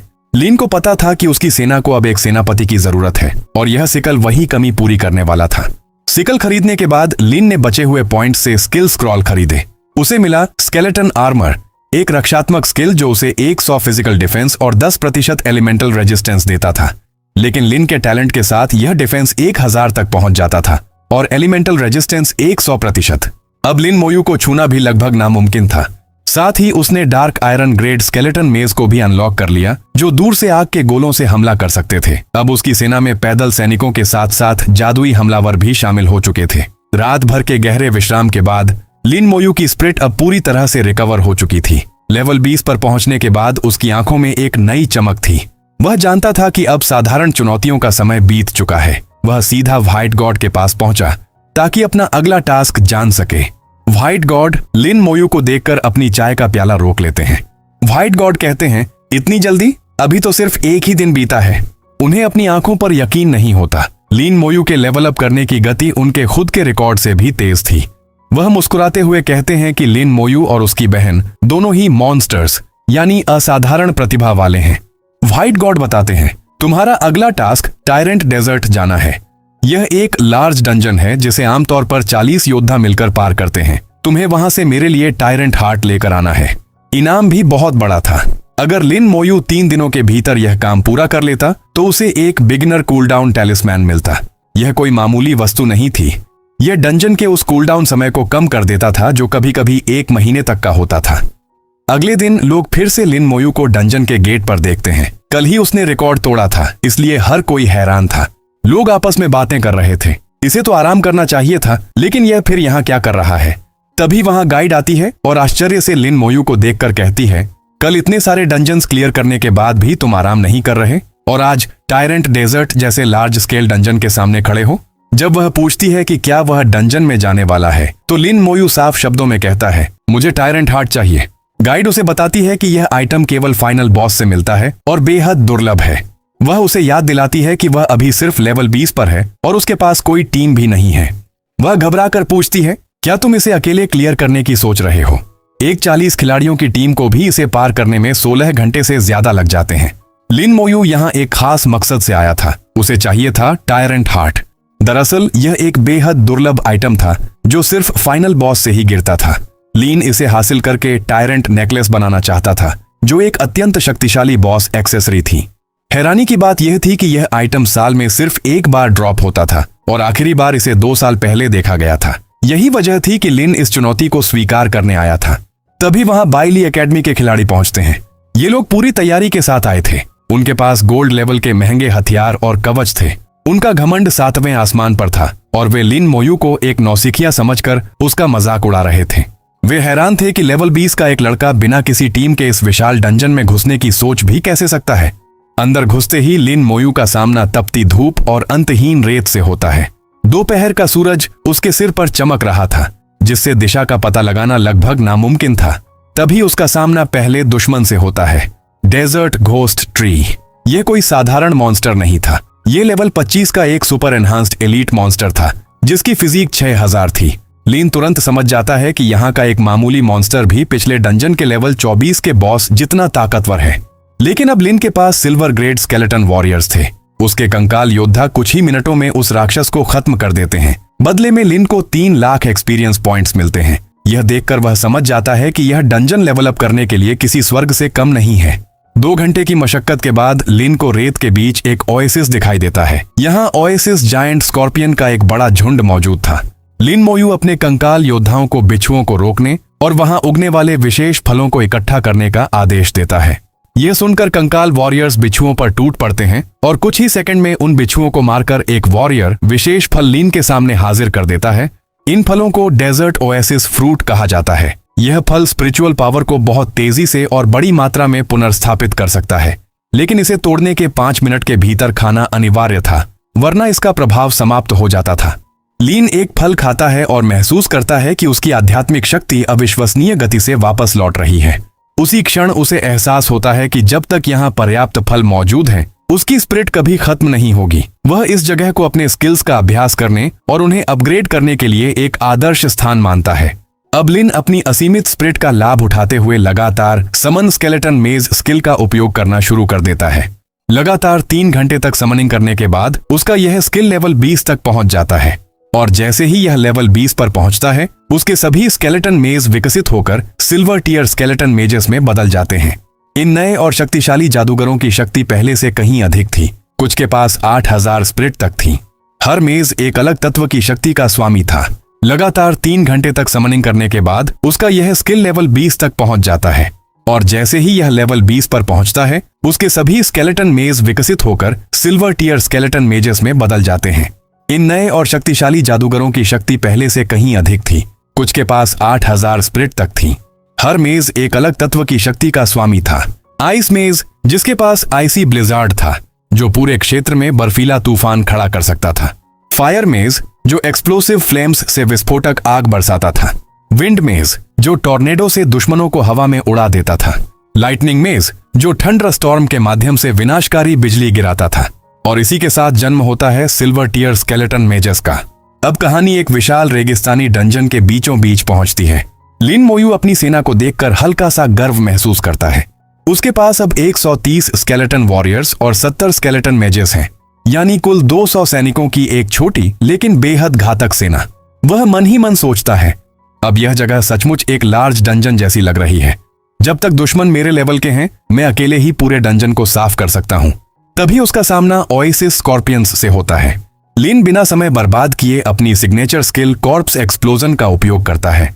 अगले ही पल विस्फोटों की श्रृंखला शुरू हो जाती है और लेवल 25 के बिच्छुओं का पूरा झुंड देखते ही देखते मिट जाता है।